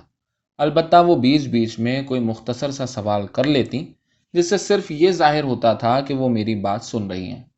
एक दिन मैंने दो इतने छोटे छोटे मकान बनाए कि दोनों एक साथ मेरी मुट्ठी में आ सकते थे। मुझे यकीन था कि माहरूख सुल्तान उनकी बहुत तारीफ करेंगी। मुझे यह भी यकीन था कि उनसे मुलाकात हो जाएगी, इसलिए कि एक ही दिन पहले उनकी तबीयत खराब हो चुकी थी। लेकिन जब मैं वहां पहुंचा तो मालूम हुआ कि उनकी तबीयत खराब है और वो अपने कमरे में आराम कर रही हैं। मैं मकानों को मुट्ठी में दबाए बड़े कमरे में उनकी बहनों से बातें करता रहा। आखिर उठकर वापस आने लगा। उसी वक्त मारूख सुल्तान के कमरे का दरवाज़ा धीरे धीरे खुला और वो उसकी दहलीज पर खामोश खड़ी नजर आईं। उनकी बहनें खुशी से चीखती हुई उनकी तरफ लपकीं और बारी बारी उनका नाम ले लेकर उन्हें चिमटाने और प्यार करने लगीं। साथ साथ वो सब रोती भी जाती थीं। मारूख सुल्तान दोनों हाथों से हर बहन के गाल थपथपाती, फिर उसे आहिस्ता से एक तरफ हटा देती। इसी में उनकी नज़र मुझ पर पड़ी और वो बढ़कर मेरे करीब आ गईं। आप अभी आए हैं? उन्होंने पूछा। मैं खामोश खड़ा रहा। वापस जा रहे थे? उन्होंने पूछा। मैं फिर भी खामोश खड़ा रहा। इतनी ही देर में उनकी सारी बहनें कहीं गायब हो गई थीं और उनके बोलने की आवाज़ें भी नहीं आ रही थीं। मुझे कुछ देर पहले का शोर याद आया और मैंने पूछा, आपकी तबीयत अब कैसी है? लेकिन मेरी बात का जवाब देने के बजाय माहरूख सुल्तान ने मेरी मुट्ठी की तरफ देखकर पूछा, आपने क्या बनाया है? और मुझे अपने बनाए हुए मकान याद आ गए। میں نے मुट्ठी खोलकर हथेली उनकी तरफ फैला दी और उन्होंने कहा, कितने अच्छे हैं, आप ही के लिए बनाए हैं, मैंने कहा। मारुख सुल्तान देर तक मेरी हथेली पर रखे हुए मकानों को खामोशी से देखती रहीं। बोली, एक चीज़ हमने भी आपके लिए तैयार कर ली है। फिर वो आहिस्ता आहिस्ता चलती हुई अपने कमरे की तरफ वापस हुई। दरवाजे पर पहुंचकर वो मेरी तरफ मुड़ी और बोली, आइए। जब मैं उस कमरे में दाखिल हुआ तो मारुख सुल्तान उसके बीच में बिछी हुई मसहरी पर बैठ चुकी थीं। मसहरी के करीब एक गद्देदार कुर्सी पर उन्होंने मुझे बैठने का इशारा किया। कमरे में मुझे कोई ख़ास सामान या सजावट नज़र नहीं आई। अलबत्ता दीवारों में बनी हुई अलमारियों पर पड़े हुए दबीज पर्दे बहुत खूबसूरत थे और एक नज़र में उन पर सफ़ेद कालीनों का धोखा होता था। कमरे का एक दरवाज़ा आतिशदानों वाले कमरे में और दूसरा साइबान की तरफ खुलता था। उस दूसरे दरवाजे से अकबी सहन का एक क़िता नज़र आ रहा था, लेकिन मेरी समझ में नहीं आया कि यह सहन का कौन सा हिस्सा है। मैंने उसको पहचानने के लिए जहन पर जोर दिया तो मुझे कुछ उलझन सी महसूस हुई और मैंने उधर से तवज्जो हटाकर मारुख सुल्तान की तरफ देखा। वो सर झुकाए किसी ख्याल में खोई हुई मालूम हो रही थीं। कुछ देर बाद उन्होंने सर उठाया, लेकिन उनकी नज़रें अब भी झुकी हुई थीं। मुझे शुबा हुआ कि वो बैठे बैठे सो गई हैं, लेकिन इसी हालत में वो मसहरी से उतरकर एक दीवारी अलमारी तक गईं और दोनों हाथों में कुछ संभाले हुए वापस आईं। पहली नज़र में वो मुझे शफ़ाफ सफ़ेद शीशे के बेतरतीब टुकड़े मालूम हुए। मसहरी पर बैठकर उन्होंने उन टुकड़ों को अपने सामने रखा। कुछ देर तक उन्हें इसी तरह देखती रहीं, जैसे उनमें कोई चीज़ तलाश कर रही हों। फिर उन्होंने एक गोल टुकड़े को चुटकी में पकड़कर अचानक अपना हाथ ऊपर उठाया। मुझे शीशों की हल्की सी खनक सुनाई दी और मैंने देखा कि मारुख सुल्तान की उंगलियों से एक छोटा सा बिलोरी फानूस लटक रहा है और उसकी बहुत हल्की परछाई उनके चेहरे पर हिल रही है। अब वो मेरी तरफ मुतवज्जे हुई। आपको शीशे की चीज़ें पसंद हैं? बहुत खूबसूरत है, मैंने कहा। यह आप ही ने बनाया है? बनाया तो मालूम नहीं किसने है, उन्होंने कहा। हमने सिर्फ इसे बदल दिया है।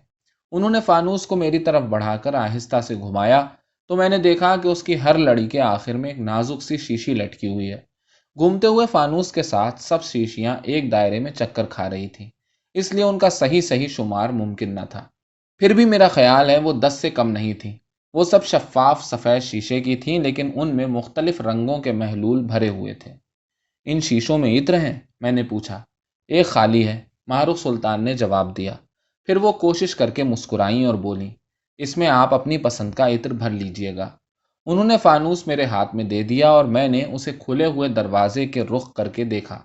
लंबाई में वो एक बालिश से ज्यादा नहीं था। उसकी शफ़ाफ लड़ियों के पीछे सहन का क़िता नजर आ रहा था।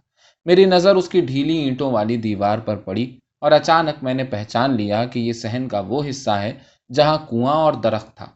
कुएं की जगह अब बिल्कुल हमवार ज़मीन थी, लेकिन जहाँ पर दरख्त था वहाँ मिट्टी में हल्का सा उभार नजर आ रहा था। मैं फानूस को हाथ में लिए लिए दरवाजे से निकलकर साइबान के नीचे, फिर बाहर सहन में आ गया। मुझे पूरा सहन बदला बदला महसूस हुआ और मैं मारुख सुल्तान के कमरे में वापस आ गया। इतनी देर में वो शायद एक बार फिर मसहरी पर से उठी थी, इसलिए कि अब कुर्सी के गद्दे पर मोटी दफ्ती का एक रंगीन डब्बा रखा हुआ था। इसी में रख लीजिए, उन्होंने डब्बे की तरफ इशारा करके कहा और खामोश हो गई। एक बार फिर मुझे शुबा हुआ कि वो बैठे बैठे सो गई हैं।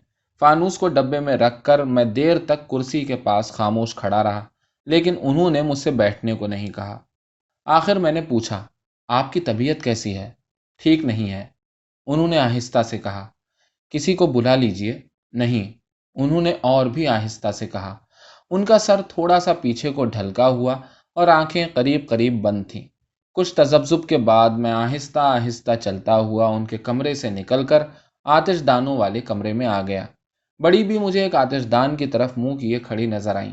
आहट सुनकर वो मुड़ी और करीब आकर मेरे घर वालों की खैरियत दरियाफ्त करने लगी, लेकिन उनकी निगाहें मेरे हाथ पर जमी हुई थीं। आखिर उन्होंने डब्बे की तरफ इशारा करके पूछ लिया, इसमें क्या है? मैंने डब्बा उनके हाथ में दे दिया। उन्होंने उसका ढकना खोलकर फानूस को थोड़ा सा बाहर निकाला। कुछ देर उसे देखती रहीं, फिर बोली, मारुख सुल्तान ने दिया है। मैं कुछ नहीं बोला। उन्होंने फानूस को थोड़ा और बाहर निकालकर गौर से देखा, फिर वापस रख कर डब्बे का ढकना बंद कर दिया। ये उनके पास बचपन से था। उन्होंने डब्बा मुझे वापस देते हुए कुछ अफसुर्दगी और कुछ शिकायत के लहजे में कहा, कोई इसे छू नहीं सकता था। इसके बाद वो आतिशदान की तरफ मुड़कर اس کی صفائی میں اس طرح لگ گئیں جیسے کمرے میں ان کے سوا کوئی موجود نہ ہو۔ مجھے ان کا لہجہ اپنے کانوں سے بار بار ٹکراتا محسوس ہوا۔ دفتی کا رنگین ڈبہ میرے ہاتھ میں اچانک بہت بوجھل ہو گیا، اور کچھ دیر تک میری سمجھ میں نہ آیا کہ مجھے کیا کرنا چاہیے۔ آخر میں نے خاموشی کے ساتھ اس ڈبے کو بڑی بی کی پشت کی طرف والے آتش دان پر ٹکا دیا اور باہر نکل آیا۔ کئی دن تک میں ادھر ادھر اپنے دوسرے رشتہ داروں کے یہاں وقت گزارتا رہا۔ صرف رات کو کسی وقت گھر میں آ کر سو جاتا اور صبح اٹھنے کے تھوڑی ہی دیر بعد پھر نکل جاتا۔ وہ چھوٹا سا فانوس میری نگاہوں کے سامنے گردش کرتا رہتا، اور ہر چیز میں مجھے اس کے کسی نہ کسی حصے کی شباہت نظر آتی، یہاں تک کہ میں نے خود ویسا ہی فانوس بنانے کا فیصلہ کر لیا، اور یہ جانتے ہوئے بھی کہ شیشے کو مختلف شکلوں میں ڈھالنا اور موڑنا میرے امکان میں نہیں، میں نے بازار سے معمولی عطروں کی کئی شیشیاں بھی خرید لیں۔ تیسرے یا چوتھے دن گھر سے نکلتے نکلتے اچانک مجھے خیال آیا کہ اگر میں کوشش کروں تو مٹی کا ویسا ہی فانوس بنا سکتا ہوں۔ پھر مجھے اس کا بنانا بالکل آسان نظر آنے لگا، اور میں اپنے کمرے میں واپس آ گیا۔ اسی وقت میں نے کاغذ پر اپنی یادداشت سے اس فانوس کا نقشہ بنانے کی کوشش شروع کر دی، لیکن میں اسے زیادہ غور سے نہیں دیکھ سکا تھا۔ میں بار بار اپنے ذہن میں اس کا نقشہ بناتا، لیکن ہر بار وہ مجھے ماہ رخ سلطان کے اٹھے ہوئے ہاتھ میں لٹکا ہوا اور دھیرے دھیرے گھومتا نظر آیا، اور اس کی کوئی چیز بھی میرے ذہن میں پوری واضح نہ ہو سکی۔ دیر تک کاغذ پر کاغذ خراب کرتے رہنے کے بعد میرا دماغ الجھنے لگا، اور میں اٹھ کر بڑے کمرے میں آ گیا۔ وہاں میرے گھر کے قریب قریب سب لوگ جمع تھے۔ دو تین بزرگ عورتوں نے مجھے دن دن بھر باہر رہنے پر ہلکی سی تنبیہ کی۔ پھر ان میں سے ایک نے کہا، اچھا جاؤ ذرا ماہ رخ سلطان کی خیریت پوچھ کے آؤ۔ انہیں کیا ہوا؟ میں نے پوچھا۔ اس کی حالت بگڑ گئی ہے۔ اس کے بعد سب نے ماہ رخ سلطان کی بیماری پر بحث شروع کر دی، اور اسی میں میرے گھر کی سب سے معمر خاتون بولیں، وہ تو جب یہاں آئی تھی اسی دن میں نے کہہ دیا تھا کہ اس کے اندر کچھ رہ نہیں گیا ہے۔ پھر انہوں نے دوسروں سے اپنے قول کی تصدیق کرائی۔ میری سمجھ میں نہیں آیا کہ یہ لوگ کس زمانے کی بات کر رہے ہیں، اور میں ان سب سے بحث کرنے پر تیار تھا، لیکن مجھے پھر گھر سے باہر رہنے پر تنبیہ کی گئی اور میں گھر سے باہر آ گیا۔ ادھیڑ عورت نے مجھے آتش دانوں والے کمرے میں پہنچا دیا۔ سب سے پہلے میری نظر ان دونوں آدمیوں پر پڑی جنہوں نے احاطے میں مجھ سے بات کی تھی، لیکن اس وقت وہ میری طرف متوجہ نہیں ہوئے اور اپنی اپنی جگہ گردن جھکائے بیٹھے رہے۔ بڑی بھی ان سے کچھ فاصلے پر بیٹھی تھیں۔ میں ان کے قریب جا کر کھڑا ہو گیا۔ انہوں نے سر اٹھا کر مجھے دیکھا اور میرے کچھ پوچھنے سے پہلے ہی بولی، حالت اچھی نہیں ہے۔ پھر انہوں نے بھی گردن جھکا لی۔ میں وہیں پر کھڑا رہا۔ کچھ دیر بعد انہوں نے پھر سر اٹھایا، مجھے دیکھا اور ماہ رخ سلطان کے کمرے کی طرف اشارہ کر کے بولی، جائیے دیکھ آئیے۔ میں جھجکتا ہوا اس کمرے میں داخل ہوا۔ ماہ رخ سلطان آنکھیں بند کیے مسہری پر لیٹی ہوئی تھیں، اور ان کی دونوں بہنیں ان پر جھکی ہوئی تھیں۔ میں بھی جھک کر انہیں دیکھنے لگا۔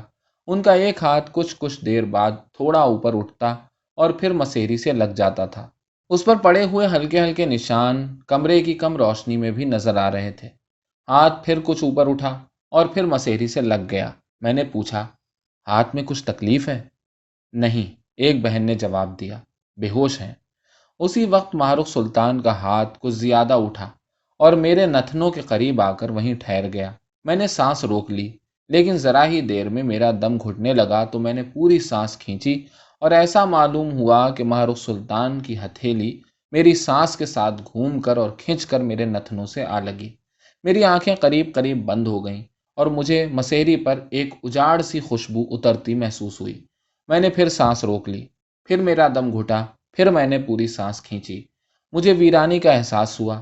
میں نے ایک اور سانس کھینچی اور مجھے اس ویرانی میں کچھ دکھائی دیا۔